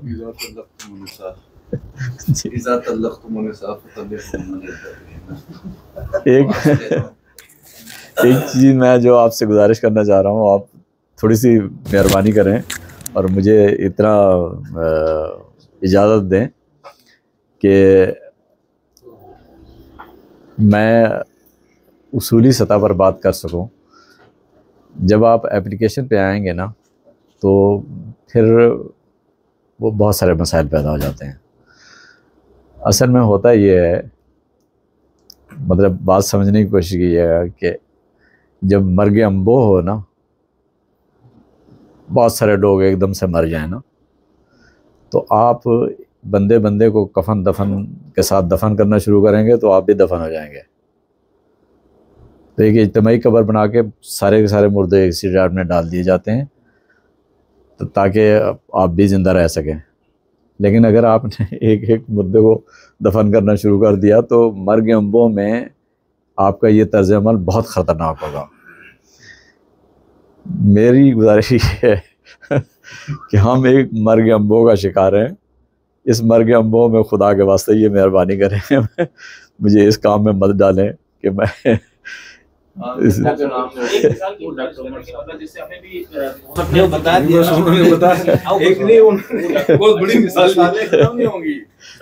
बहुत हैं, मिसालें बहुत। तो इसमें बदयानती किस ये जो आयत है, तलाक का ये जो प्रोसीजर है वो कौन फिर अप्लाई कर रहा है? तलाक का ये जो प्रोसीजर है मुझे बताएं कौन फिर अप्लाई कर रहा है? मेरे ख्याल से अभी हम सवाल की खत्म करते हैं। अगर आप आयत पढ़िएगा ना तो उसके बाद ये जरा सस्पेंड कर दिया है। फिरकों के नज़दीक बिल इत्तेफाक ये आयत जो है वो मनसूख हुई है अमली तौर पे। चले, बहुत शुक्रिया। इंशाल्लाह यहाँ पर क्योंकि टाइम डॉक्टर साहब का भी आगे और भी प्रोग्राम होगा, तो यहाँ पर ख़त्म करते हैं नशिस्त। और वैसा भी इंशाल्लाह चाय भी आ रही, तो वैसे गपशप कोई करना चाहे इस तरह से, तो बहुत शुक्रिया साहब, आपको भी आपने टाइम भी दिया और बहुत शुक्रिया जनाब। बहुत अच्छे सवाल हुए। Thank you.